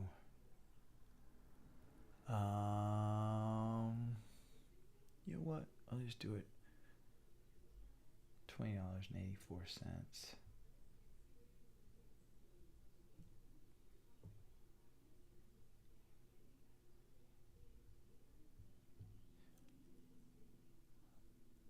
We'll do it $20.85.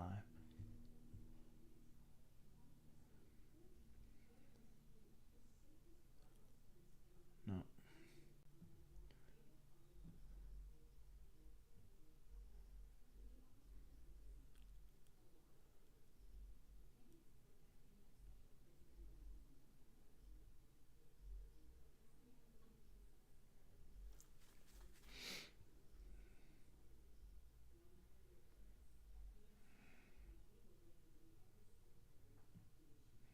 Okay.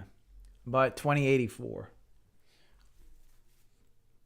I don't think it's taken place yet, though.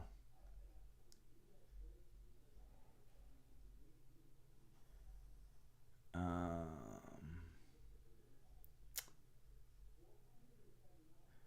got a voicemail.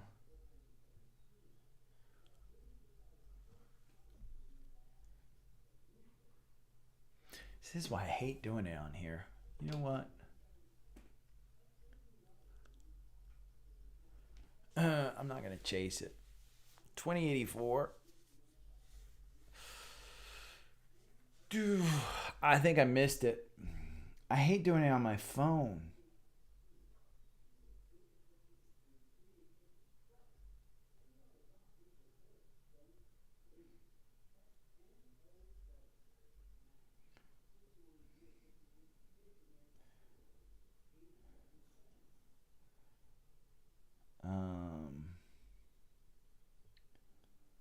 Let me see.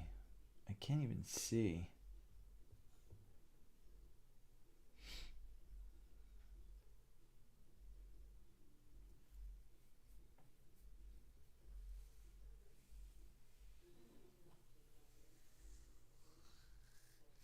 Dude, you're killing it, D, man.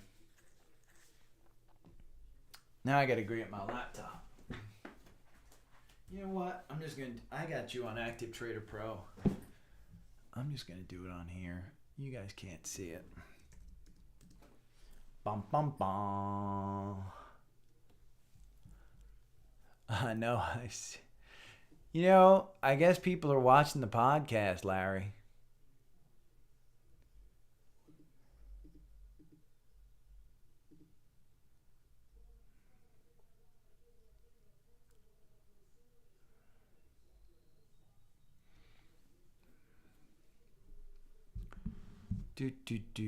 Activity and orders.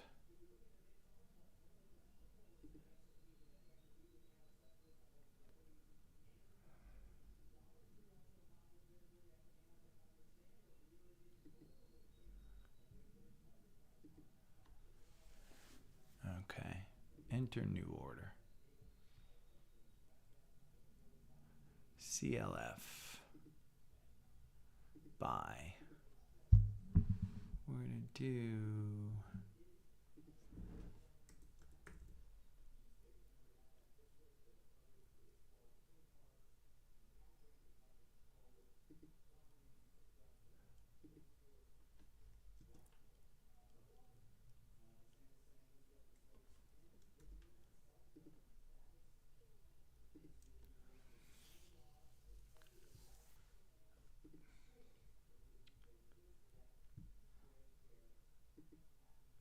Okay.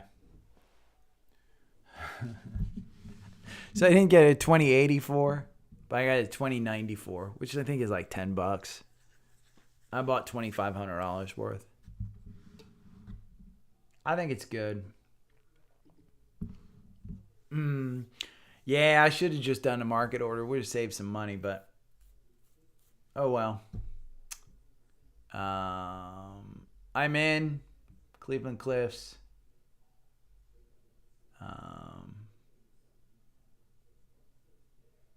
I'll put it in the Facebook group too.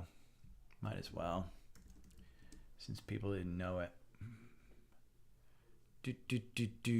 Let's see. James already posted in the Facebook group this morning.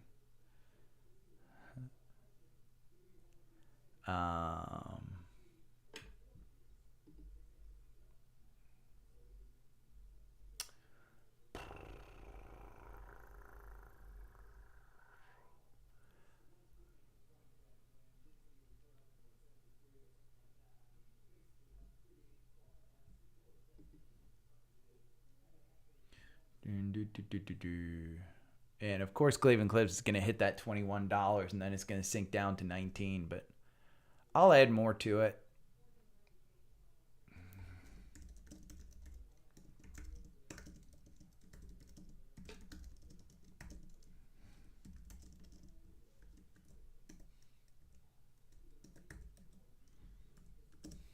Let's see. We'll share it.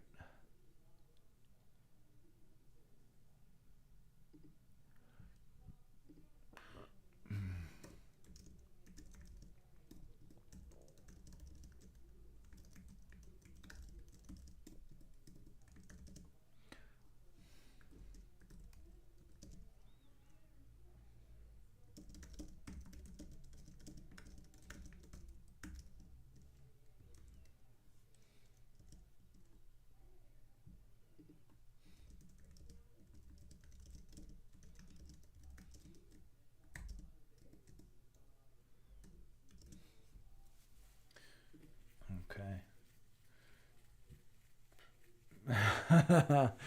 Zephan, let me look at DO. And James, I'll look at your post in a little bit, but I am going to go. Let's see, Safari View. We'll look at DO.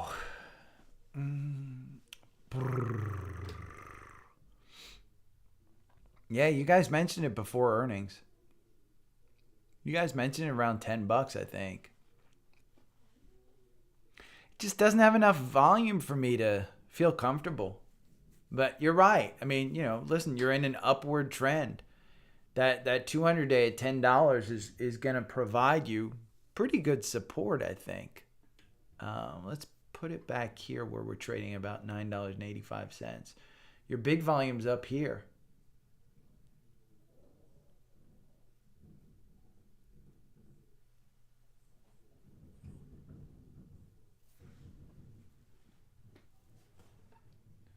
I don't know whose garbage cans I'm hearing, but yeah, okay. Now I am out. I bought Cleveland Cliffs. I got in. You guys enjoy your day. I'm going to go walk and then dye my hair. Oh, so you'll see me